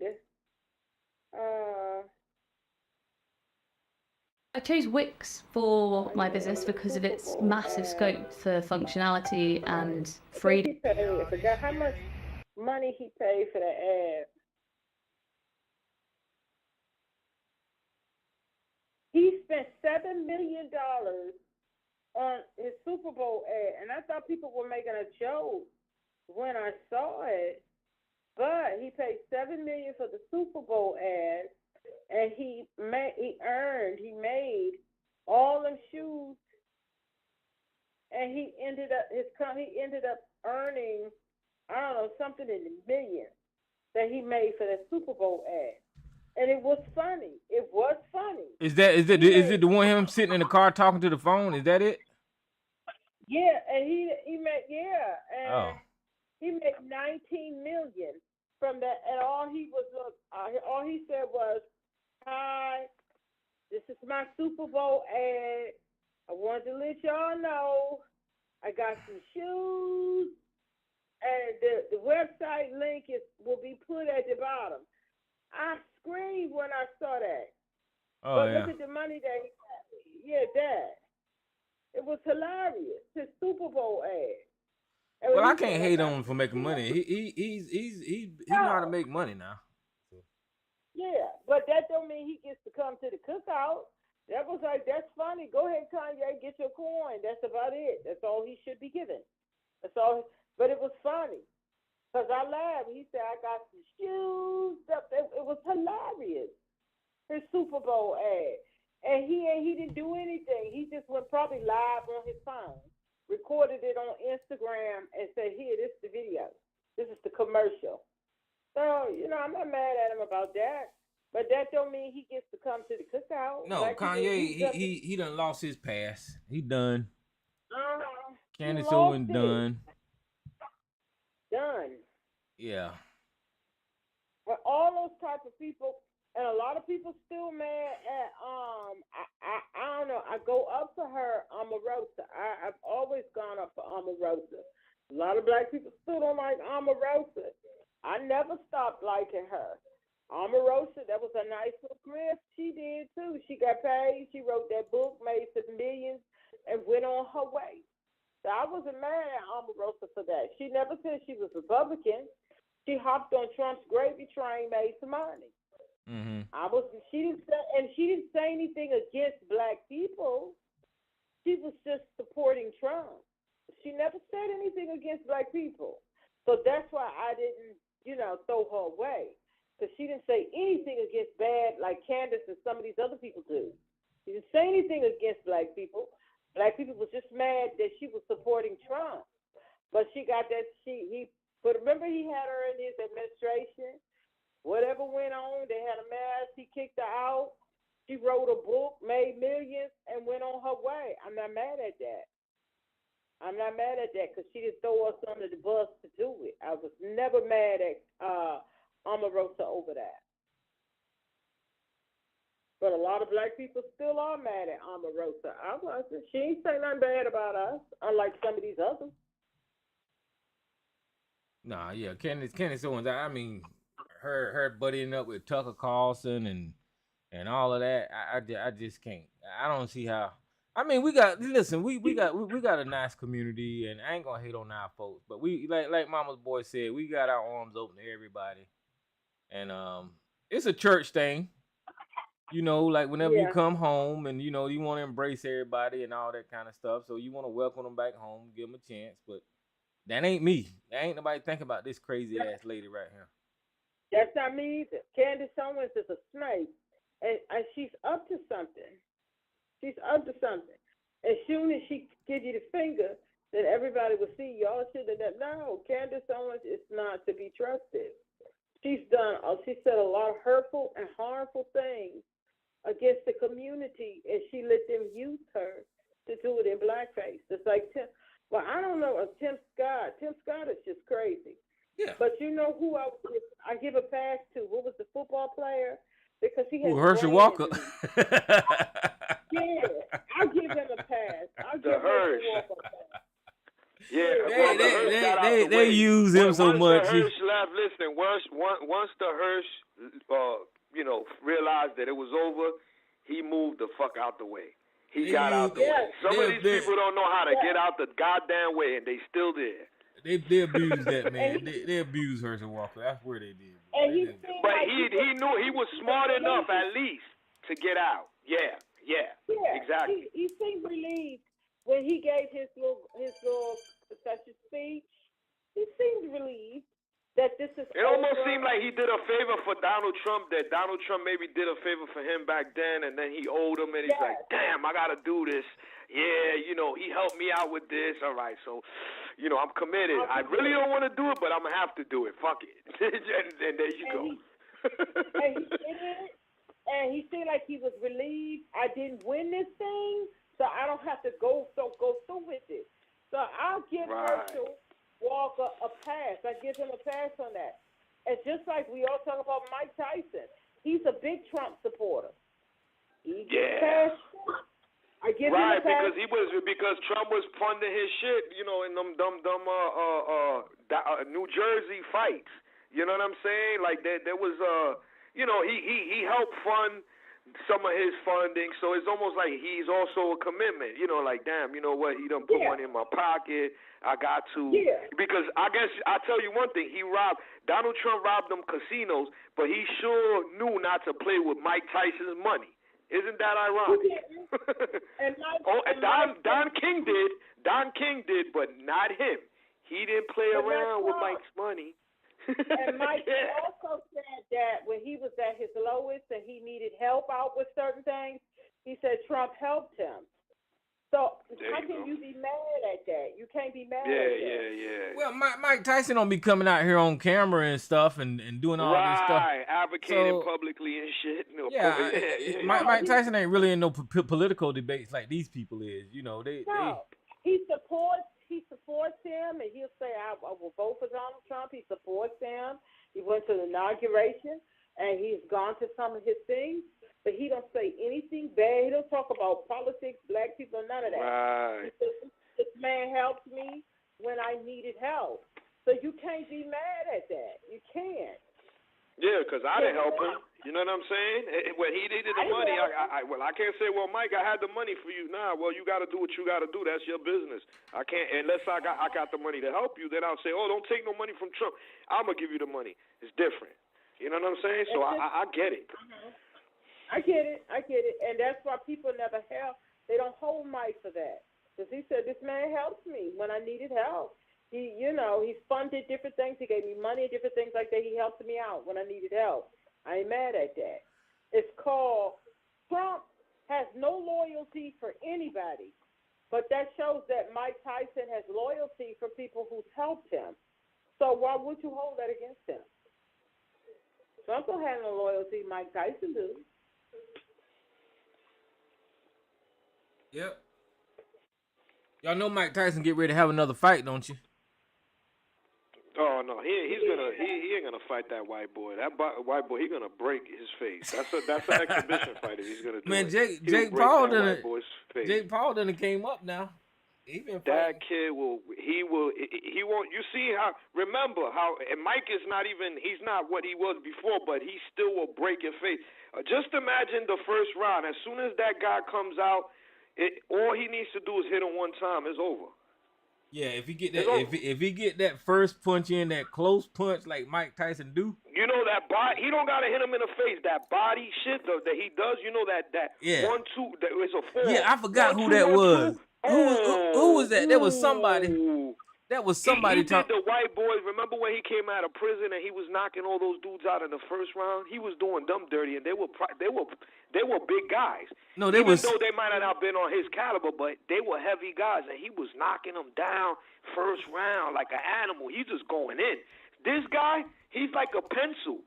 He's like a stick. It was this dude that was boxing Mike Tyson, and he said something about, you know, he knew he was in trouble whenever he took one of them damn body shots, and that was a big ass dude too.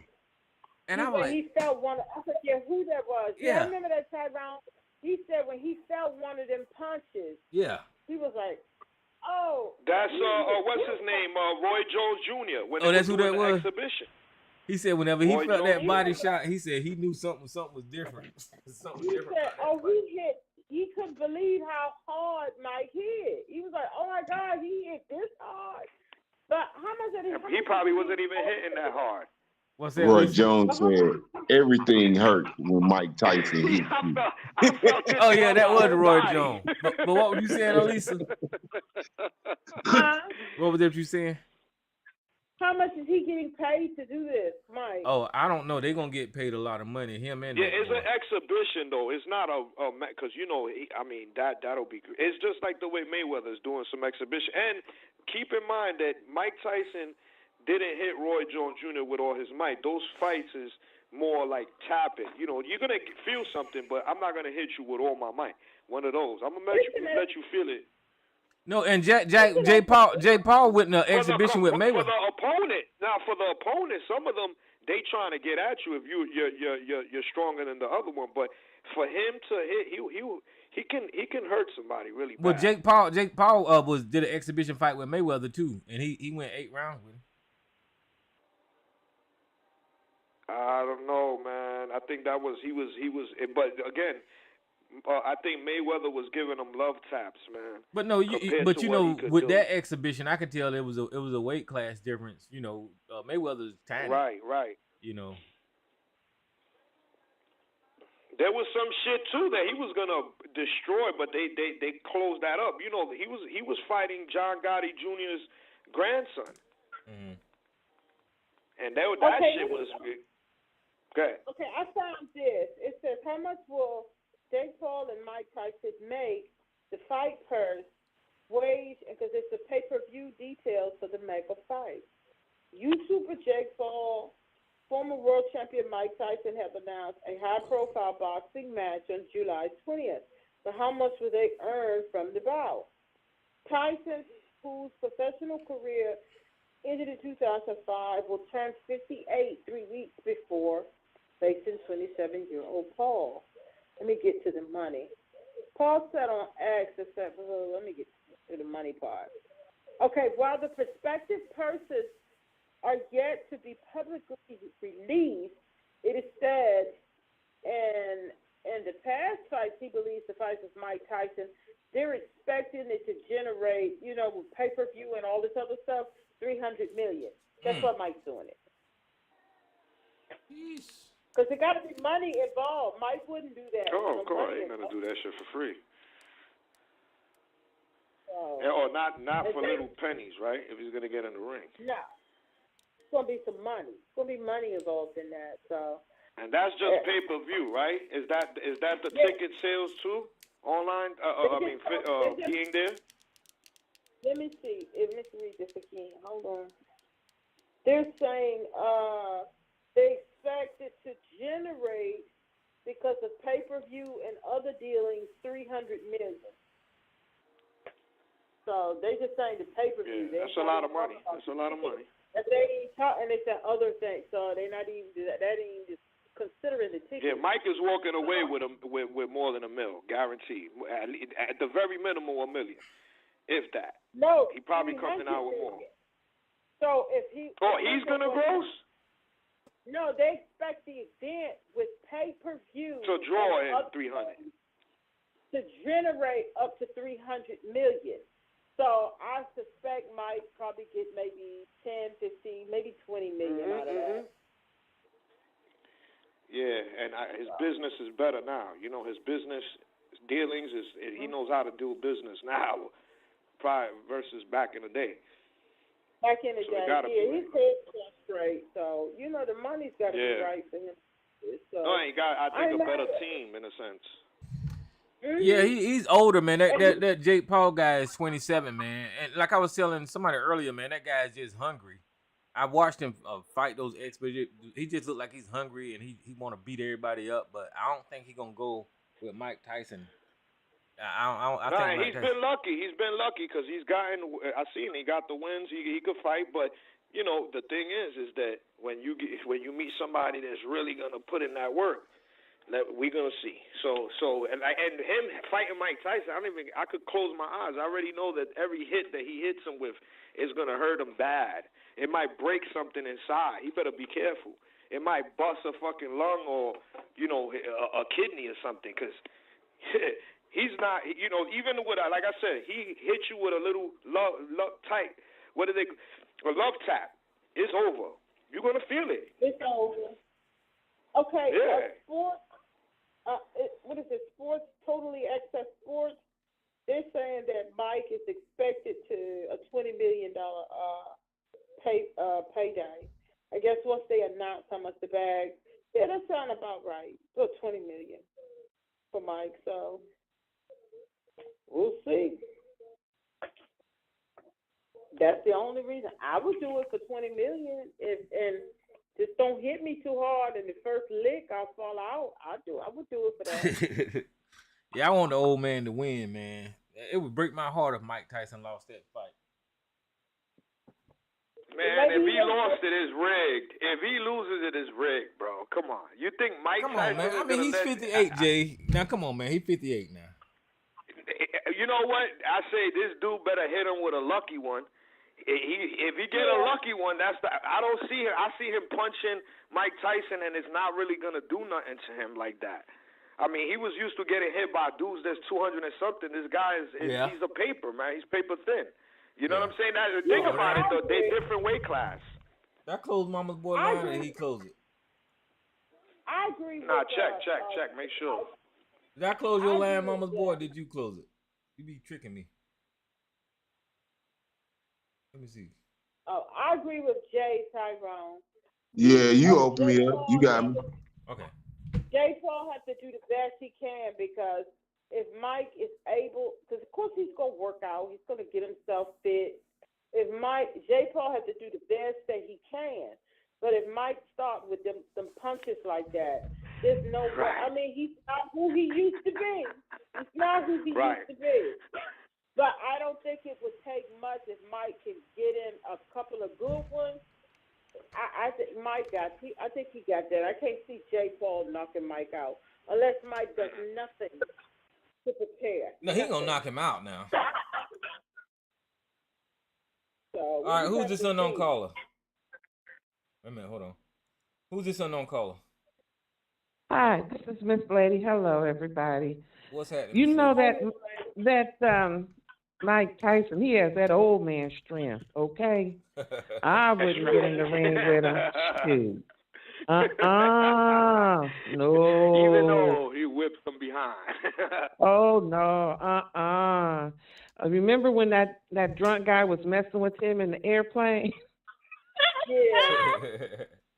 Yeah. He's not the... But no, Lisa, you say you let him hit you one time and you fall out. No, not Mike. I'm talking about Jay Paul, not Mike. I would too. I would fall out after one leg.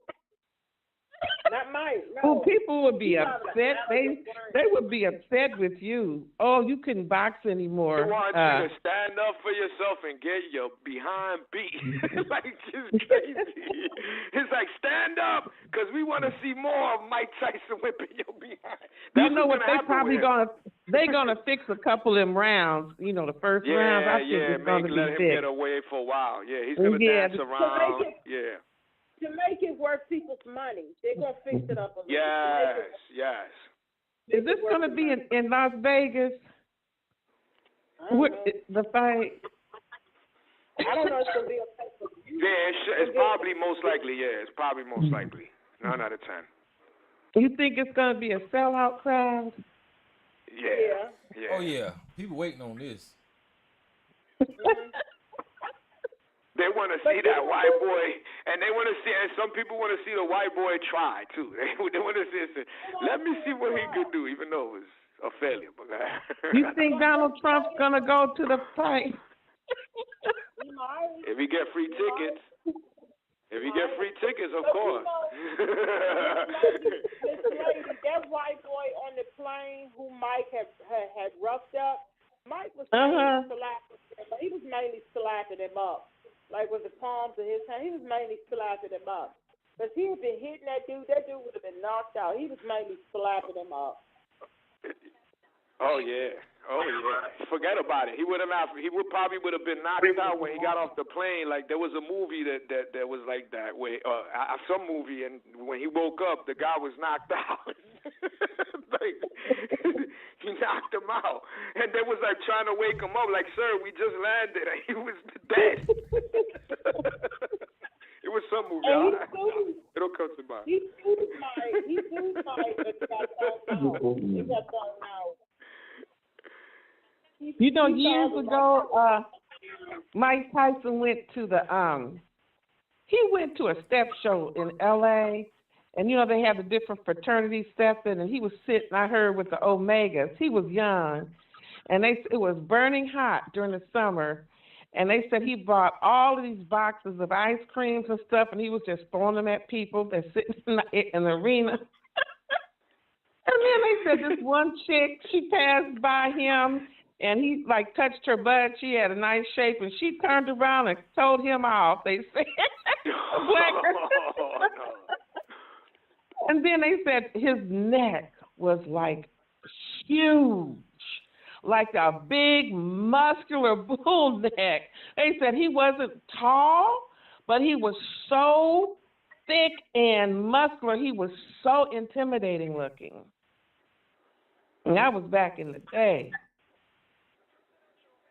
So I don't know. He ain't to be played with. He's playing. Yeah. But he was sitting with the Omegas, the Q dogs.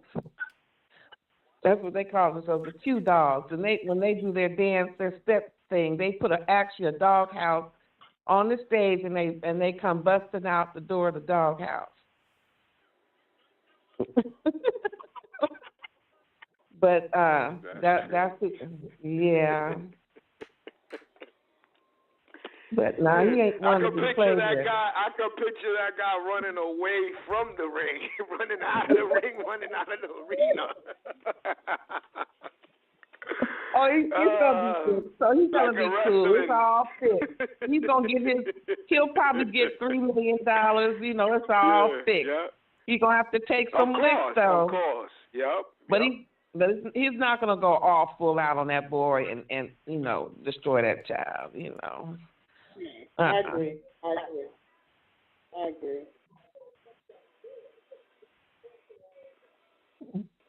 Mm-mm. What else is happening these days? There's so much going on. Look. Oh, there's a whole lot going on. You know, I heard you talking about Candace Owens. You know, she married that man. He's worth $240 million. And they said he was in real estate and businesses, and he was an initial investor in Twitter and Uber. And I think she had a child. I think she had a baby. So, she had a baby. Okay. Because they were dragging her about her baby shower picture. It looks like the Handmaid's Tale with one black person in it. Let me see if I can. Oh my! She has 2 children. She has 2 children with them. So what is she doing? You know, going out to the black shows and trying to ingratiate herself. I can't listen to her very much. Like there's certain people I can't listen to very much, and she's one of them. But she was rapping that Will Smith song from back in the day. I think was it? Oh, The Breakfast Club. Yeah, it was somewhere, but it did. Her cadence and her tone, it sounded so white bread. It didn't have any soul in it. It was just weird. I didn't watch it, but I heard somebody saying that she was trying to sing the Fresh Prince of Bel-Air on the Breakfast Club. Yeah, the Fresh Prince of and she knew the words. Like she had memorized the words, but it was just so strange because she didn't have. Yeah, it was just. And that's That's her baby shower photo on the That's her baby shower photo on the screen. With all those white women and her in the back there. Oh, are you on YouTube? Yeah. Oh, okay. I'm just on the phone. I see it. Yeah, she's the only black I have to person look at it. up in the middle. Yeah, her baby shower photo looks like Meghan, who's married to Prince Harry. Yeah. Meghan Markle.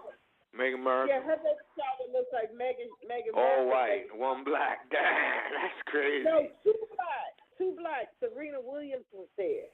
So there was I think Serena Williams gave the baby shower. She and somebody else. She gave it. She gave it. I know she was there. I know she was there, in New York City. Yeah, she gave it. She don't fool with black people, Meghan Markle. I like her, but she don't fool with black people much. But I like her and all, but her mother's sort of like a hippy dippy type. Yoga. And she raised her like that. So maybe Meghan did have culture shock when the white people turned racist. I was surprised, but I think that's how her mom raised her, real hippy dippy. We are the world. I think that's how she was raised. Like that. And then she went to the Catholic all-girls school. You know what I'm saying? It was mainly, I think, white girls and some Asians at that school, and so her father's white. I don't know when they got a divorce. When she was her parents. She was a little girl. When she was a little girl. Her father, he's just the fattest excuse for a father, I swear. That's a horrible thing. Pictures. Look, selling his daughter trying to get that paparazzi money. All that she went through with those people over there, and he's selling her out. Because they had all, that media against her from over there. But he was sick. He don't get no pass, but I think he was doing it because he was broke, busted, and sick. But you don't sell your daughter out like that. Oh, no, for the haters and the racists. No, you stay broke, busted. You stay broke, busted, and sick. You don't do that. Because Megan had a few dollars. She could have gave us a few dollars. Megan wasn't broke at all. So She had a little money. No. She could have spent $1. A few dollars to get a few dollars to mess up a relationship with your child. You know what I mean? Like, that's crazy. It didn't make no sense. Yeah. I mean, and the seller out it wasn't just to make a few dollars. It was like, who you selling her out to? It's like, you selling her out to a machine that's like trying to wanted her to off herself. You know what I mean? She was suicidal, and couldn't even get no help when all that. They wanted her to kill herself. So that's who you selling your daughter out to. That? Well, Candace Owens, is her parents? Are they black, African? What kind of people? I don't know where she's from. I don't know her. I don't know where her background is. I know nothing about her. I don't know nothing about her either, but I can tell you both of her parents is black just by looking at her. She ain't got no mixture going on. Oh, well, we know that. Yeah, because she uses a straightening comb every morning whenever she get up. I can tell that. She what? She uses a straightening comb, a flat iron. A flat iron. Oh, she probably has a perm in her hair, straightener, chemical straightener. She came off YouTube, so she made her. Oh, what? She came off YouTube. She's a YouTube.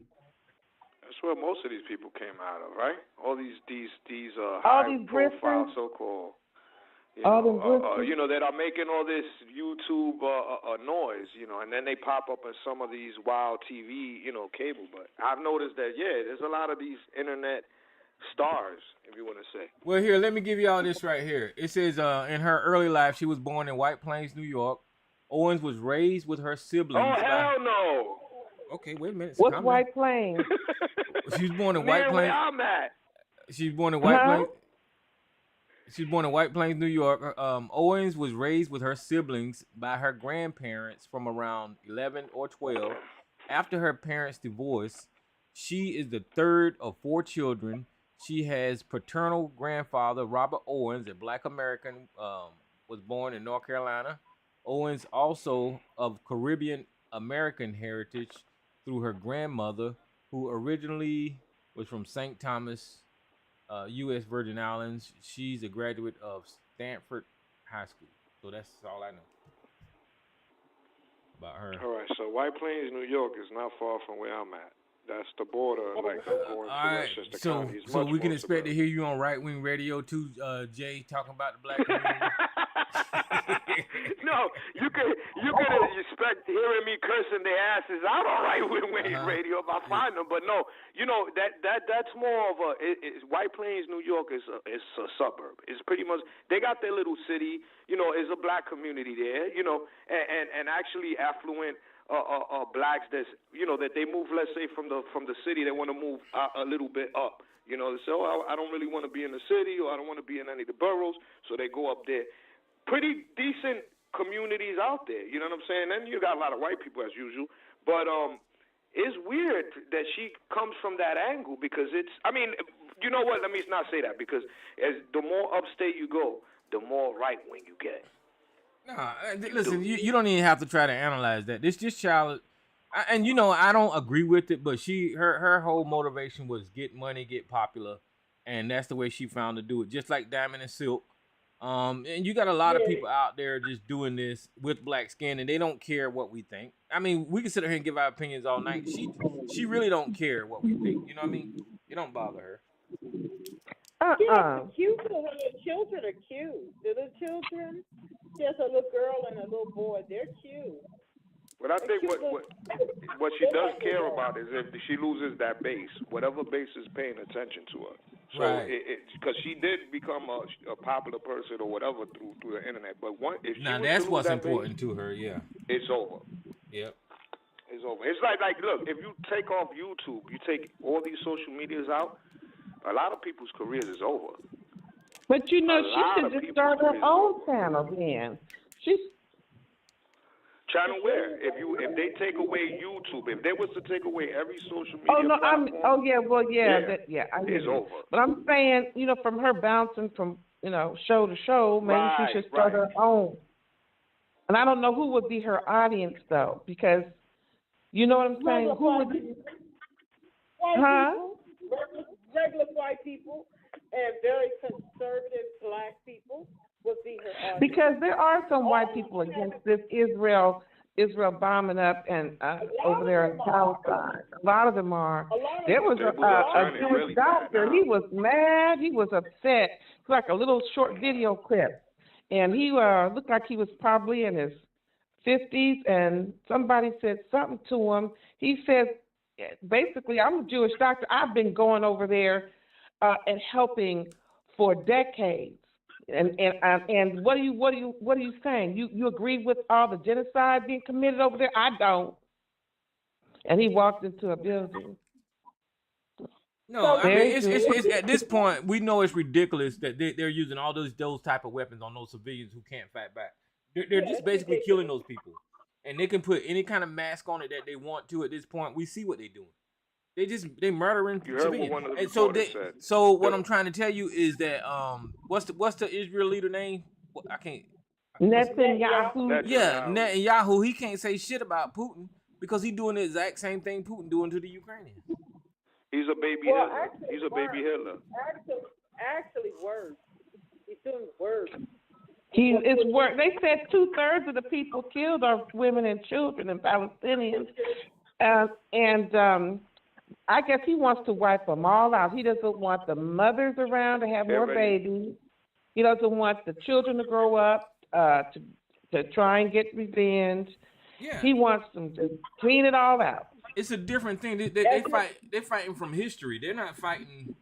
You know, they're not mad because they did a terrorist attack. That they are mad about that, but because they had an opportunity, now they can. They want that land. They can put that historical angle on it and go ahead and kill those people. Yeah. So I will say, Candace Owen is on the right side of the Israel-Gaza slaughter. She's on the right side of that, but she's still a snake. Yeah, I ain't lady for Candace Owens. She probably changed her mind about that too. She might, but right now she's on the right side of that. So I have to give her that she's on the right side, because that is not a war. It's that Israel is slaughtering Gaza, and she's on the right side of that. That's why they kicked her off that show. So she still would have a large enough audience. She still have a large audience. Well, a broken clock will be right twice a day. That's what I said. I mean, yeah. So in the case of Candace Owens, like I said, she's one of that first wave of grifters that punch down on people that don't have a voice for themselves. Yeah. It's easy to get on them. It's easy to get on a microphone and talk shit about people when they're not there to defend themselves. Right, ABC? It's easy to get on a microphone and pontificate if nobody's on the other side pushing back on you. And it's also easy to meet those people that do push back on you. But if you notice, the MO for these people is, they get on their microphone, they're usually alone, pontificating, or, they are trying to control the narrative for people that do push back on them, because ultimately the red meat is what gets her paid. See, in her mind, she's probably saying, I'm popular, people listen to me. But what she doesn't realize is, the powers that be are just using her as a tool. It's like, why fight the fight? We could send our proxy out there to fight for us. And this is the part that, guys like, Candace Owen, Charleston White, and all those guys don't see. You are the front line for that fifth column. You are doing the work for them. You think that you're having your own thoughts and opinions, but you're not.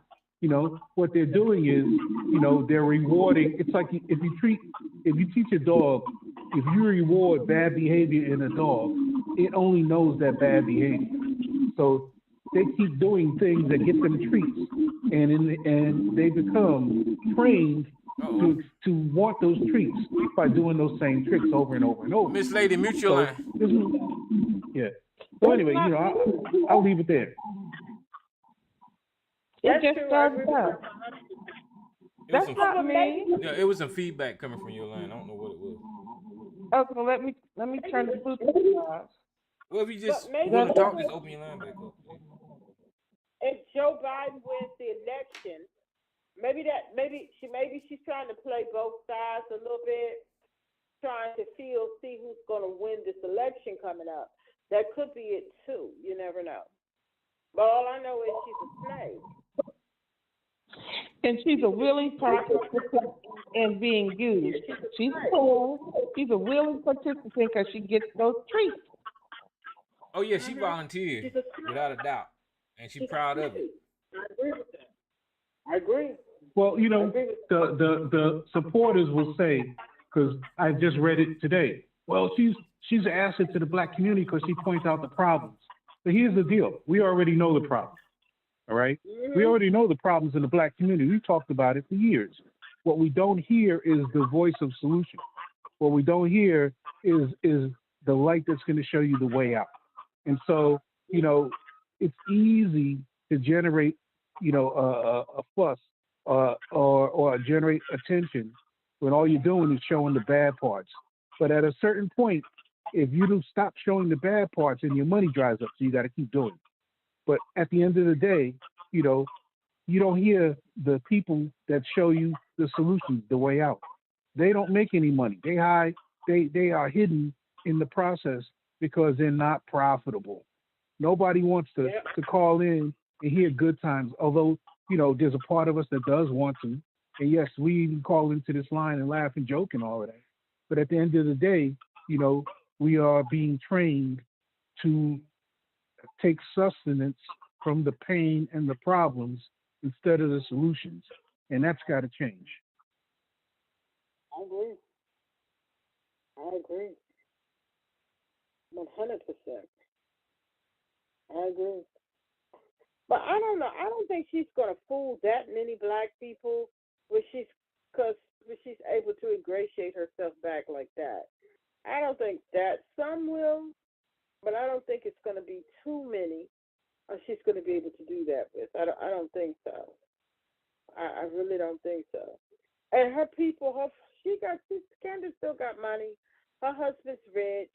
Her husband's family's rich. She got them 2 kids. Money isn't an issue for her. But she is, I don't know. I just can't with Candace on. When she start talking, usually I just turn. Yeah, it's not money. It's just that she wants to be popular. She wants to be Miss It. She wants to be in the news cycle like Donald Trump. There's something about those type of people that want to be talked about all the time.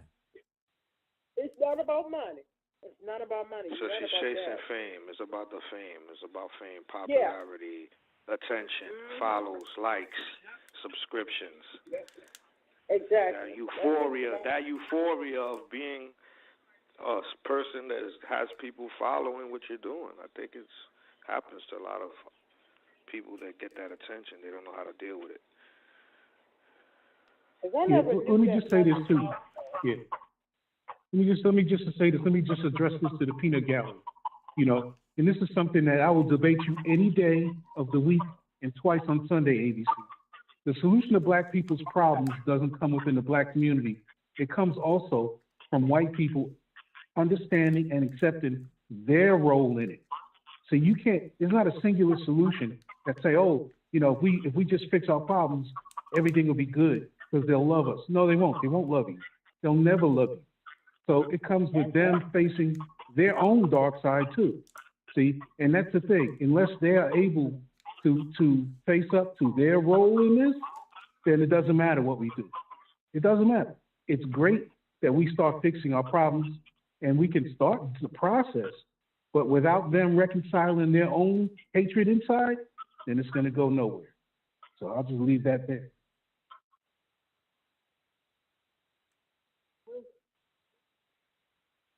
And did you all hear that the last 2 actual living survivors of the massacre in Tulsa, Oklahoma? I know we were keeping up with that a lot on the news night, whatever new has transpired. I think it's the last 2. They have two living survivors, and one of them, the one lady, Oklahoma, over 100 years old. Yeah, did you hear that? Yeah. They're going back to court again. Viola Fletcher. This country ought to be ashamed of its damn self. I mean, that is just pathetic. Yeah. Having them have to fight. They still out here. All these years. These people, they said they're not giving up on that. That is just that is sad. It's sad. I mean, we literally see the graveyards. We seen the burned town. We seen the pictures of the burnt city, and we seen the businesses destroyed. We know these people's lives were affected. So why are they in court? This should be a settled issue. I mean, history don't lie. People manipulate history. People manipulate history and change it around, but we know that these families are not lying about what happened to them in Tulsa. And she's the last. She's 2 of them. And I think she's the oldest of the 2, 109. And they headed right back to court with her again. I mean, that is just, when you look at that, you be like, the United States, excuse my language, ain't shit. Yeah, it ain't. This woman who is this age is still, and I mean, that right there is such, and I know all black people, black Americans who are descendants from slavery, we all deserve reparations. But when it comes to Tulsa, and you see these old people, this woman's 109, and still not giving up. And that's sometimes I sit back and I think, Like people is like, well, we have like vote for Joe Biden because we don't want Trump to get rid of democracy. He's gonna tear up the country. And sometimes my mind is like, let him. But then I have to think back. No, I have young people in my family, and I want them to be able to navigate and be able to do things. I kind of knocked that out of my head. But when you hear stories like this, that they still are not trying to honor these people's claims, and the woman is 109 years old, it's like, why should I and they care? dragging them all the way up to Washington and Congress and what the it's just hell? ridiculous. It's just ridiculous. And then my mind went back to when Barack was president, and I forgot what it was. It was some kind of bill that they had going on. And the Tulsa thing, that was when they had more of the survivors were alive. And it was some type of bill. I have to look that back up. And Joe Biden was able to sneak in, y'all, because we did the story. And Joe Biden was able to not sneak in, but he was able to push in some money for some of the Holocaust survivors on that bill. It was some millions. Do y'all kind of remember that? Yeah. And Joe Biden, and I remember saying, and this thing going on with the people from Tulsa, and it's like, and then I remember they said like the governor, and even Barack and some other people that they was apologies made. Screw an apology. And I remember I said, like, Joe Biden out here sneaking this money in with that thing for Holocaust survivors. I forget, it was like 20 or 50 million or something. So that they was like, so that their lives in their later years can be lived in comfort and can't be this. And I'm like, Jesus. And now they're down to 2 people. And the oldest one is still coming back and forth. This country, excuse my language again, I don't like to curse. This country ain't shit. Nope. And why should black people be concerned with rushing out to vote for Biden to try to help this? Because that's what we do, to try to help save democracy. I know why. Or trying to help save what's left of it, so this crazy man don't get back in and never leave. And who knows what's going to happen. And the only reason I'm doing that is not for the country, not to save what's left of democracy. The only reason I'm going to hold my nose and do what I got to do in November is for the young people in my family. Because I want them to have a country and a world where they can learn to navigate and do something for themselves. I don't want it to be just all done, all over a mess by the time they get old. I look at them. Like my brother, his 2 little grandkids and the other little kids in my family, I want them to be able to have something when they get to be my age and other people. That's who I'm doing it for, not for this country. Not, because this country ain't shit. And it is not deserving to be saved. It's not. It really isn't. When you look at it, it really isn't. It's not deserving to be saved. Who's this unknown caller? That's how I feel. Whose line did this is this lady. I okay. just hung up and called back in because I could hear noise. Okay. Does it sound better? Yes, ma'am. Okay. It's better. That sounds terrible, but this country is not deserving to be saved. It's not. It's so, I think it's changed so much. I don't know if it'll ever get back to how it used to be. I don't think And it how will. it used to be wasn't great. Right. No. But is it worth being saved? This experiment. Is it worth black people coming out in droves and voting for Joe and trying to hold back Trump? And is it worth it? Is it worth it to be saved? No. But I'm going to do my best for the young people and the other young people that I see out here. They are deserving to have some kind of a way to be able to maneuver and have a life. That's the only reason that I'm doing it. It's because of that. But if it wasn't for them, like if it was just me and I was just a lone person out here, No, this country doesn't deserve to be saved, does it? But you know, a lot of people, it seems like they don't care about the future of the country. They don't care about anybody else but themselves. It's just awful. It is awful. It's terrible. You know, they don't care that they want to. They're burning it up, burning it down. Tear it down. They don't care. But I look at my nieces and my little nephew and stuff, and they have the cutest little faces. They are deserving, and like Tyrone's children, his grand, they are deserving to have some place to live and to be able to flourish and to be able to navigate through the muck. They are deserving of it, just like we were able to navigate through the muck. They are deserving of it too. So that's the only reason. It wasn't for You them. know, that baby boomer generation is, I think, the most selfish and self-centered generation. They really are. They're very self-centered. They're very selfish, and they really don't have that love and concern. It seems like they don't. And they don't care about their offspring and their grandchildren. They don't care anything about the young people. They just care about how they want it and the way they want it to be, and they want it to remain that way.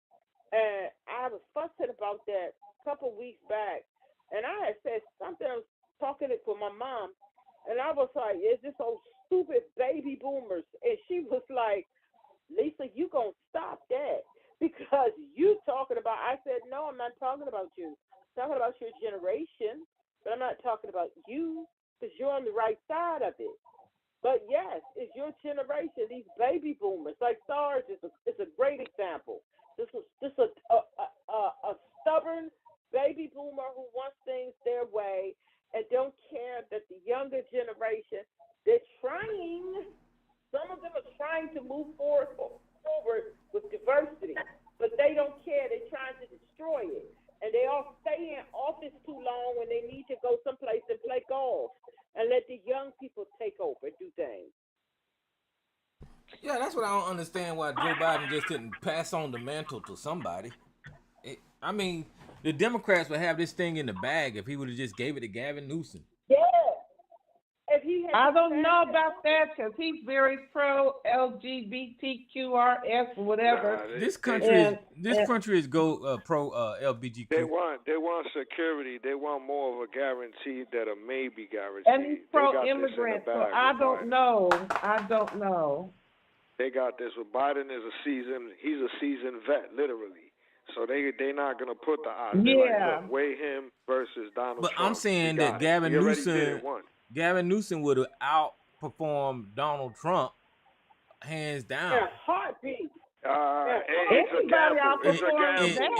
In this race right here, Gavin Newsom would have won. You would outperform. The money. It's about the money invested. I think that's a 50-50 chance. Well, but at the same time, I see why they was kind of apprehensive about not changing it out because they didn't want to take that chance. I see what they're doing. Chance. They don't want to take no chances, man. They feel like this is their best ticket for this one. Now next, it could be whatever because they know that Donald Trump will be out the picture. There might be a new Donald Trump, but it's not going to be Donald Trump. So they're going to have to get a young person. But this one, I think that they're calculating. They said that's why nobody's voting really Democratic. You've seen all those Democrats that try to run for president in those little states. They didn't get far.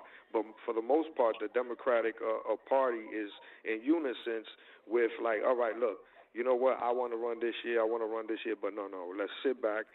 We're gonna let Joe handle this year. You know, this is his. They're in. But they lied. Except for RFK. They lied to us, saying having everybody think that it was going to be a one and done. Vote for Joe, get rid of Trump. It's going to be a one and done. Right. I didn't want Joe when they announced that he was doing. I didn't want him, but they said it was going to be a one and done. And then it's like, okay, he's trying to go run for re-election. Well, I know Kamala Harris as president will be fine, but they lied to the people, and I think they should have dumped Joe when they had or allow him. But you know what? Exit left. He might still pass the mantle once he accepts the nomination because the primaries is not over yet. Once he accepts the nomination, because we haven't even had ours here in Maryland. I'm not even bothered. I'm not even gonna bother to go vote on our primary day. I'm not even bothering. Right. A lot of people ain't either. I ain't bothering because he gonna win. Maryland is blue. The handful that show up gonna vote for him. So who cares? Right. So, but what? I'm not even gonna drop my gas out for that. But maybe once he gets the nomination, maybe he might turn over the mantle, and it would be up to the delegates to say, okay, we will pledge whatever it is. So for the primary. So maybe he might pass over the mantle. I don't know. Can he beat Trump? Yeah, but he's gonna have to really get himself together over this Gaza mess. Can he beat him? Yeah, because I saw some people saying they could prop Joe up in a casket if he got my vote. And that's just about how I feel. I don't care. They could put Joe Biden's shoes up on the stage and say, Joe Biden, he's not here right now, but post to vote for his shoes. I'll vote for his shoes over Trump. So can he beat Trump? Yes. The question is, will he beat him? I think he might, but I'm not sure. Not just yet. Joe Biden doing a good job. I can't take that away from him, but I mean it's just his age and I don't know. It's just this country is. He put the wheels back on the rail, man. I think that a lot of people too have big expectations. Listen, he's an older man. He comes from that older generation. He is part of some of the shit that we talk about. The only thing is he's less flammable, less hazardous in the sense of like what they're trying to implement. He has his ways too that we could sit down and say we don't agree with that. And it's really the system and that old way of thinking, the old system, how they have their structure. But at some point, it's got to change. And I think that this is what they're holding on. They said, listen, we got to go with this. This is, he's going to retire after this. Then Donald Trump will be done. Then we got to get ready for the new Trump. They got to get ready for the new Trump, whoever that is, and they're going to have to bring somebody young and vibrant. And I'm pretty sure they're seasoning that person. Is somebody that we are seeing every day in Congress. Well, it's damn sure not going to be that damn bobblehead from fucking Florida.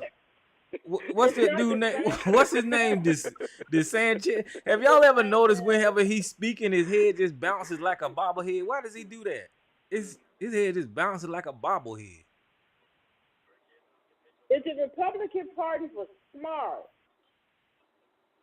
they would get in behind my old governor. If they were smart, get in behind who? They would get in behind my old governor, what's his name? I forgot. Hogan. Yeah, but Hogan is full of shit too. Excuse my language. But if they were smart, he ain't racist enough. You got to be racist to get the Republican base. That's the truth. He's racist in certain policies. I'm pretty sure he's racist though. No, you got to be racist. You got to be racist to get these folks, man.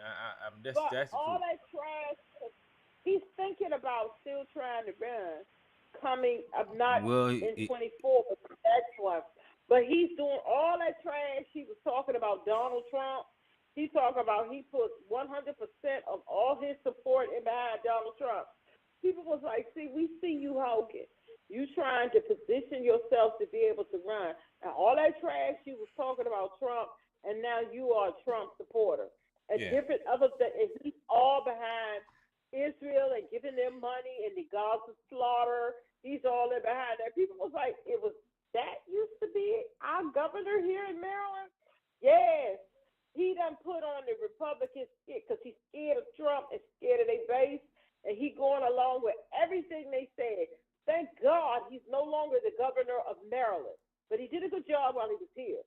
Well, I don't know what it is about the Republicans. It seems like they got to kiss the ring or whatever, bend the knee. I don't know. The whole party does that. Mm-hmm. And he was a very moderate Republican, but he kissed the ring, and he's talking about. I mean, the people here in Maryland been tearing him up, but he's saying that he's running for the Senate in Maryland, and he will probably win that. But I think he's still positioning himself to try to do something after 24. He's trying to position himself. He's running for the Senate. He's not getting my vote because I would have voted for him, but all that stuff he's talking about, he's backing Israel, and the people in Maryland is going, is that the Hogan we used to know? Yeah, that's him.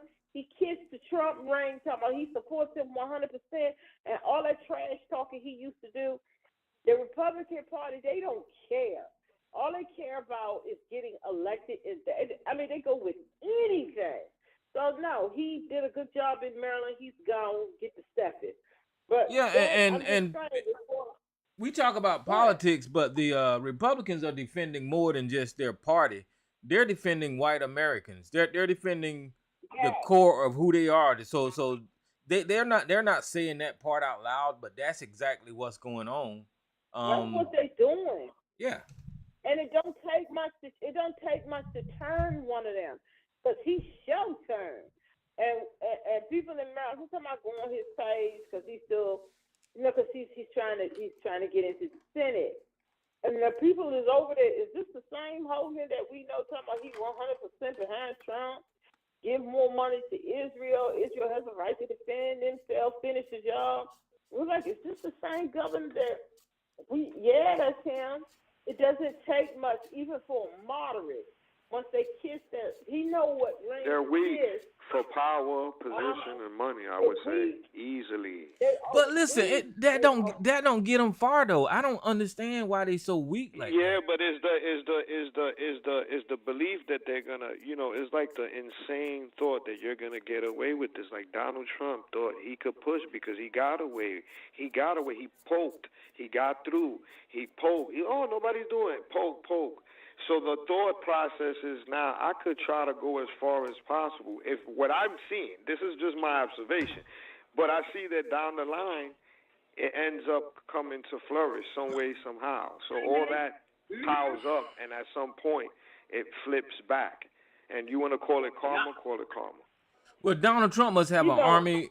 He must have an army of trolls that monitors these guys, the Republican Party. And if anybody steps out of line, then they get attacked. Then that's what must be going on behind the scenes. So that's what they must be scared of.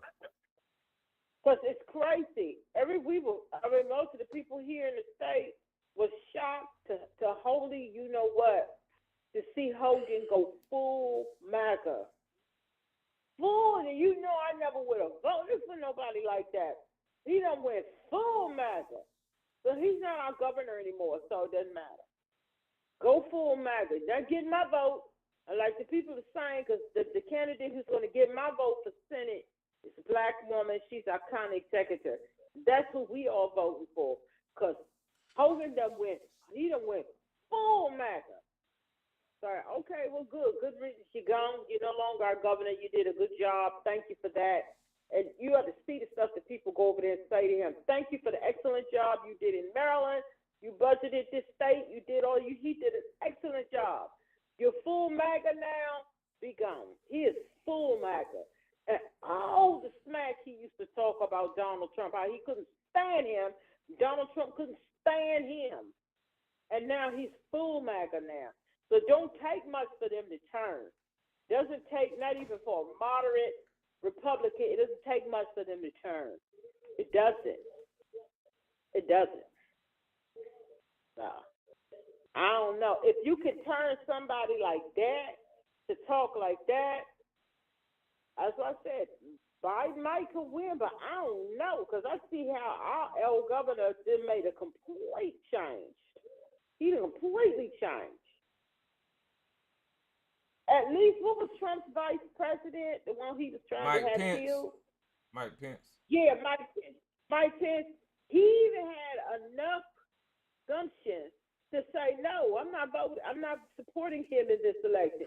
Mike Pence had the gumption to say he wasn't going. Well, I mean, if he did, that would just show how weak his water. I mean, that man didn't care if he was trying to. You got killed.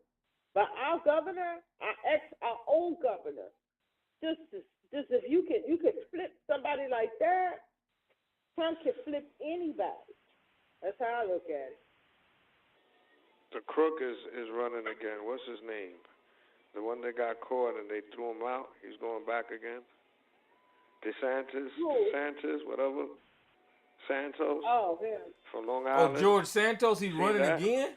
Yeah, he's running again in a different district. Oh, wow. That's how bold-faced they are. They're like, damn, you know what? My party's so stupid. I just got to go to another district and I get the votes I need and then they'll get me back in. I'll be right back in. That's what Boebert is doing. Yeah, that's what she's doing, that. Moving to a different. I need to go run for office. I need to go run for office down here. I wasn't getting nowhere with her. That's a headache, though. It's a headache. Depends on what district. If you say some Trump stuff, you liable to win. That's what our governors. I think I got to run against Nancy Mace, that old crazy ass woman.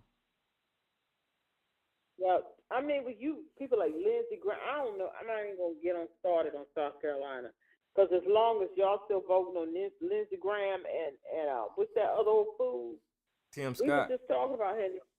Tim Scott and them. I mean, look at the people y'all vote. Not y'all, but. I wonder why. Listen. There's 50 states in the United States of America, right? So why in the hell we only know the senators and the Congress people from South Carolina? We know. Why do we only know these people? Why? We don't talk about no damn senator from Arkansas or nobody like that. Well, we do, but you know. From Maryland. No, they got their problems too. They got their problems. But the ones of South Carolina are crazy. Yeah. I mean, they're over the top. That's why. I mean, they're over the top and they're crazy. And the rest of the country be like, how did they get in office? What state are they from? Yep. South Carolina. They show like they get on TV a lot. Yeah, they do. They do. Because I forget which page that was. They had put up a question. It was I think it's whatever you call that page. They said if you all could get rid of 2 states from the United States, who it was just a question. And like thousands of people answered those questions. And everybody said the usual, Florida and Texas. And you know what, Tyrone? I saw down in the fray, some people was like, South Carolina. Yeah. South Carolina. And I had to click like on that. Because everybody's talking about Florida and Texas. I mean, the people who South Carolinians elect, yeah, they need to get rid of them too. Because a couple of people was down in there saying, hold up, hey guys, South Carolina. Yeah, because Lindsey Graham keep his behind in the news. I don't know what's wrong with Lindsey Graham. Lindsey Graham is a turncoat. And but y'all vote him with Strom Thurmond. I always will have to throw that in there. I don't know. South Carolina voting for the most craziest, heinous people they always have. Y'all was the first state to leave the union, so I expect nothing less. I always get on my father about that. I was like, well, y'all voted for Strom Thurmond. And y'all love Lindsey Graham. Y'all love Tim Scott. And he always said, who's y'all? Who do you mean y'all? I'm like, no, y'all love the people. You voted for George Bush. He was like, that's different. That's different. Yeah, my father did vote for George Bush twice. Well, that was a different type of Republican.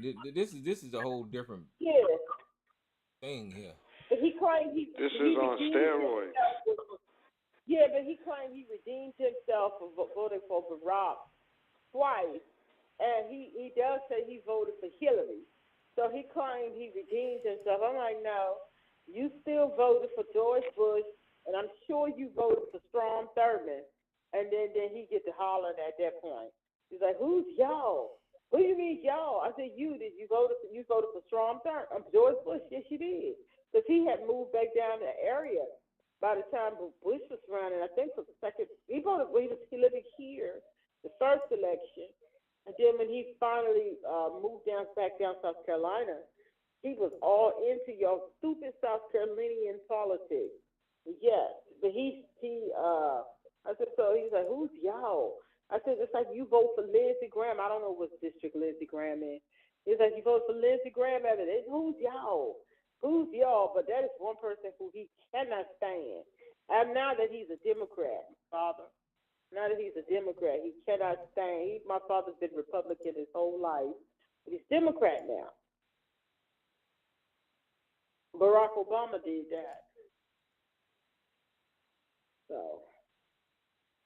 Well, I mean, it was a time when you could choose either party and be all right, but like now. Yeah.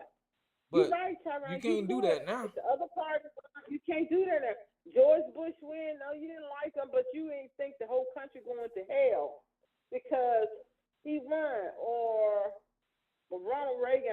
I was a kid, but the whole country ain't going to hell because of Ronald Reagan. George Bush. You just wake up that when Trump won that election, I was sick. The next morning when I woke up and I was like, and I remembered, oh yeah, that's right, Trump won the election. But when George Bush won the election, I wasn't sick off of that.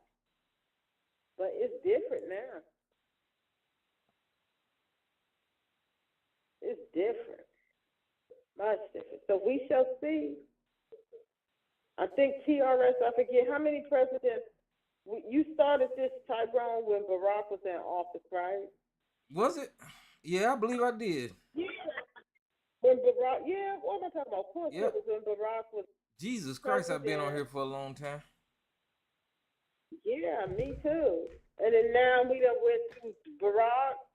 You started here, I think, with Barack Obama's second term, maybe, or something like that. I don't. And then we went through Trump. Now Biden. Let's see. What it's going to be in 2024. We got to see what that's going to be. Yeah, we know it was Barack Obama because most of the content was Sarge telling us how he went to Hawaii to get Barack Obama's birth certificate out of the hospital and stuff. Yeah. It was Barack. Barack. I think it was his second term or somewhere or another around there when you started TRS. So we have to see. I'm scared, but I'm keeping hope alive. I don't know about you guys. I'm keeping hope alive. I'm surprised that America is taking this turn. I never thought I'd see the day that this country would be the way it is now. And it's something. Not like this. Yeah. Not like this. I never thought I would see anything like this. But we should have knew what was coming when Trump won the election, and I started seeing all these people who normally would be have the flags in their front yard and on their house, when they was all talking about Putin and Russia, and I was like, these people don't. And I was having an awakening as to where the country was really headed, something that you never thought you would see. You have more people in the United States taking up and talking about how great Russia is. I never thought I would see that. Right. I never thought I would see anything like that. That's what we're seeing. So really, anything goes. Yeah, and a lot of it's thanks to Fox News and the propaganda from the right. That's brainwashing these people, and they can say what they want to, but that's where most of it's coming from. Is I agree. They just brainwashing these people. Everybody's brainwashed. Social media helps it too. I just never some of the things that we're seeing, like Americans is pumping Putin and Russia. I never thought, and these are flag waving Americans. I never thought I would see that, but this is where we are. So we have to see. But Jay, I think you're right. I think they said let's don't rock the boat. Let's stick with Biden. But it'll be great to see Kamala as president. So we'll see.